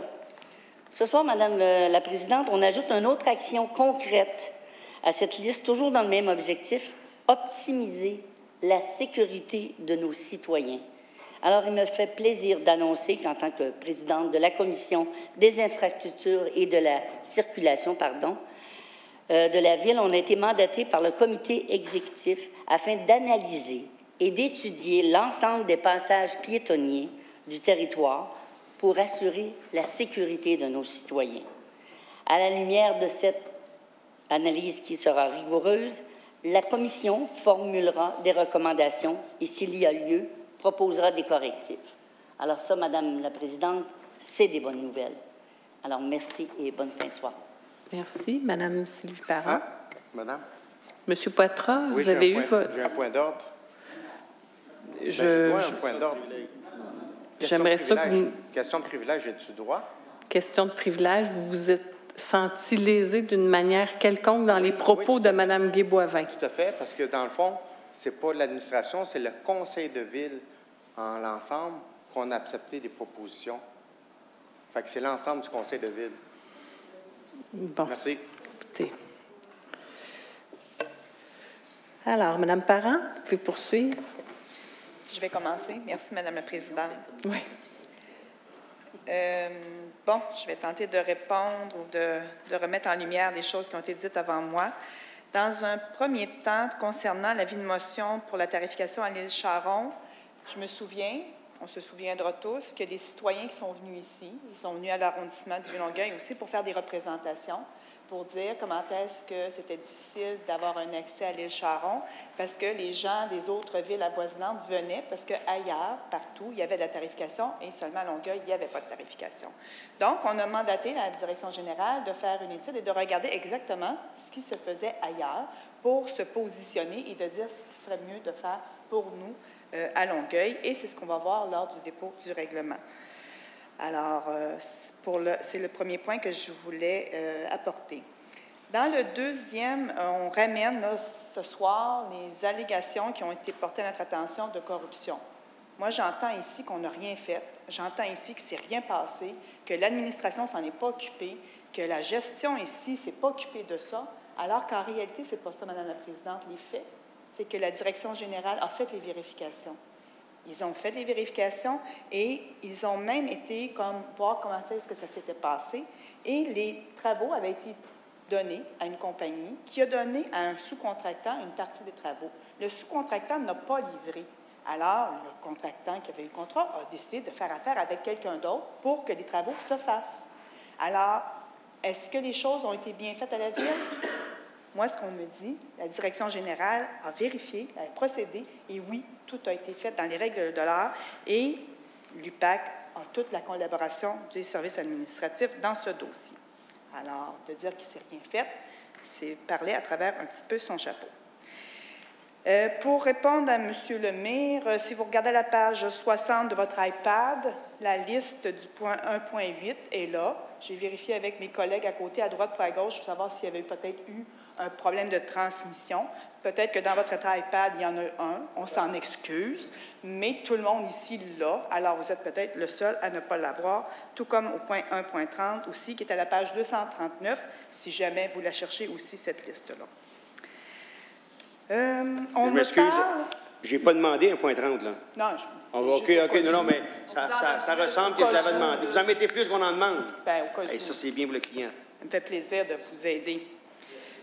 On nous parle du budget de loisirs et culture, que ça est donc épouvantable, que ça n'a pas de bon sens, que c'est irrationnel et tout ça. Moi, je voudrais bien, ce soir, qu'on mette au clair les choses. Moi, qu'on me dise dans quel loisir on veut couper, qu'on me dise dans quel sport on veut couper, dans quel organisme on veut couper, ou qu'on me dise dans quelle activité sportive qu'on offre à nos jeunes qu'on veut couper, dans combien d'heures de piscine on veut couper, dans combien d'heures de terrain de baseball ou de terrain de soccer on veut couper. Parce que les loisirs et la culture, c'est aussi ça. Et je me plais à croire, et on le dit ici, et on le répète souvent, la culture et les loisirs, c'est le cœur d'une ville. C'est son âme, c'est ce qui la garde en santé, parce qu'on est vivant, parce on participe à des activités, et c'est ce qui la rend attrayante. Fait que moi, je pense qu'il faut penser à tout ça, parce que c'est aussi une qualité de vie pour nos citoyens. J'ai entendu aussi beaucoup ce soir qu'il y avait une mauvaise gestion de la ville. On ne s'occupe pas de nos affaires, on n'est donc pas des bons administrateurs. Eh bien, moi, Madame la Présidente, j'ose croire que si notre candidate a été élue lors de la dernière élection partielle, c'est parce qu'ils nous font confiance. Et je pense que c'est une façon de nous témoigner qu'ils sont contents du travail qu'on fait. Et je pense que moi, depuis 2009, je suis fière du travail accompli et je suis fière de ce que nous avons fait depuis 2009. Merci. Madame la mairesse.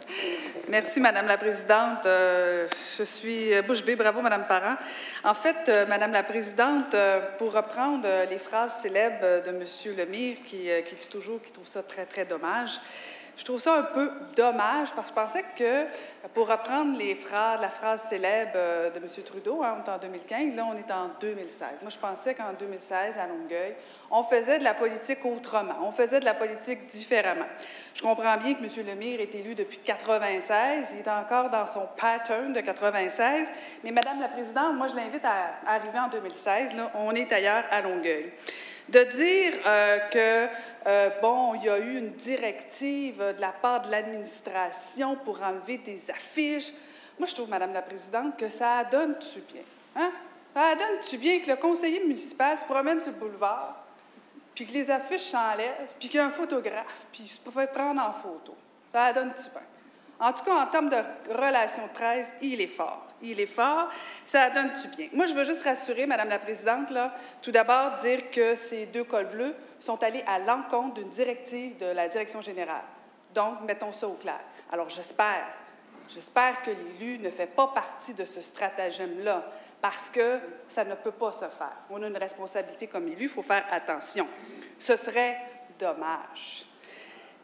Madame la Présidente, il faut faire attention aussi parce que on ne peut pas faire n'importe quelle allégation. Je comprends que dans le temps, il se passait peut-être des affaires, puis tant mieux, il y a eu quand même beaucoup d'éclaircissements avec la façon de faire de la politique dans les années 90 et 2000. Mais nous sommes en 2016 et à Longueuil, avec notre administration, on fait les choses différemment. Alors, ce n'est pas parce que quelqu'un s'implique bénévolement dans un conseil d'administration et qui fait une contribution à un individu, à un indépendant ou à un parti, qu'automatiquement, là, il faut s'indigner quoi que ce soit. Au contraire, vous devriez être heureux, c'est transparent, tout est là, tout est sur la table, vous avez le droit de poser des questions. Mais faites attention, Madame la Présidente, rappelez certains élus à l'ordre avant de faire des allégations comme ça et de se rasseoir et de laisser planer un doute. Je pense qu'à Longueuil, nous sommes rendus ailleurs et j'invite le conseil municipal qui, de toute évidence, depuis le début de l'année, s'active et probablement que l'arrivée de 2017 l'excite. Et déjà, il fourbit les armes et se sent en feu. Mais bon, il reste quand même 24 mois. Alors, restons calmes, restons calmes. Ça va être long pour rien. Et ne tombons pas dans la petite politique partisane désagréable parce que ça va être long pour lui de manière inutile. Je suis un peu aussi déçue, en fait, je devrais dire, je trouve ça un peu dommage, qu'il me parle de Mobilis, parce que Mobilis, Madame la Présidente, c'est un succès pour la Ville de Longueuil, pour l'agglomération de Longueuil. Alors moi, Madame la Présidente, je me serais attendue ce soir, parce qu'en plus, il vient d'un quartier qui a besoin justement de Mobilis, je me serais attendue que ce conseiller-là se lève et dise « Bravo, Madame la mairesse, parce qu'il faut le garder, ce projet-là. » Parce qu'aujourd'hui, qu'est-ce qu'on a vu, Madame la Présidente? On a vu le gouvernement du Québec à l'annoncer à Laval quelque chose qu'on fait ici et quelque chose qui a mérité plein de prix. Alors moi, je me serais attendue de la part de M. Lemay des applaudissements et dire merci, merci de garder ce programme-là. Parce que savez-vous quoi, Madame la Présidente? Ce programme-là continue d'exister seulement et parce que la Ville de Longueuil, l'agglomération de Longueuil et les policiers de Longueuil continuent. Alors, je me serais attendue à ce que M. Lemire se lève et me dise merci et lâchez pas le morceau. Pas qu'il me dise « C'est-tu dommage que la mairesse se chicane? » Moi, je n'ai pas de temps à perdre avec ça. J'ai une ville à défendre, j'ai des citoyens à défendre, puis je vais continuer de le défendre. Grand bien lui fasse si ça lui déplaît. Ceci dit, Madame la Présidente, aussi, je tiens à dire que, effectivement, Mme Parent le disait très, très, très bien, il y a eu une élection partielle et on le sait, dans le cadre des élections partielles, Madame la Présidente, c'est souvent les mécontents qui se déplacent parce que c'est plus facile d'aller dire qu'on n'est pas content que de dire que nous sommes contents. Malgré le faible taux de participation, j'en conviens, il faut rappeler qu'il faisait moins 35 et c'était un 14 février. Tout le monde avait mieux à faire, on le sait, et c'est une partielle. Mais je salue l'ensemble des travailleurs d'élection. Je sais que ça a occupé aussi le greffe, bien sûr. Je veux saluer l'ensemble des travailleurs. Je veux saluer, bien sûr, le candidat adversaire. Mais je me permets de saluer plus chaleureusement encore notre candidate qui a été élue, disons-le sans équivoque, 84 %. Je pense que ça commence à devenir très intéressant. Alors, félicitations, Josée Latendresse. On va vous accueillir avec beaucoup de plaisir très rapidement. Nous aurons la chance d'en parler en long et en large. Donc, Madame la Présidente, là-dessus, je vous souhaite une belle soirée et j'espère que 2016 ne continuera pas comme M. Lemire a commencé. Merci. Merci. Alors, ceci met fin à notre séance. Je vous invite lors de la prochaine, le 15 mars 2016, pour le bénéfice des nouveaux qui participaient ce soir, je vous invite à ne pas vous gêner si la prochaine fois, vous n'avez pas eu le temps de vous inscrire. Ça va me faire plaisir de vous laisser prendre la parole de toute façon. Je l'ai déjà fait par le passé parce qu'effectivement, ce n'est pas tout le monde qui connaît les règles de fonctionnement. En général, la greffière est à l'entrée et prend les questions par écrit. Vous pouvez aussi lui adresser vos questions si vous êtes inquiet du déroulement ou s'il y a des questionnements quant à la façon dont on procède. Mais sachez que vous êtes toujours les bienvenus et ce n'est pas parce que vous n'avez pas pu vous inscrire par écrit que je ne vous permettrai pas de poser une question. Merci. Alors, au 15 mars.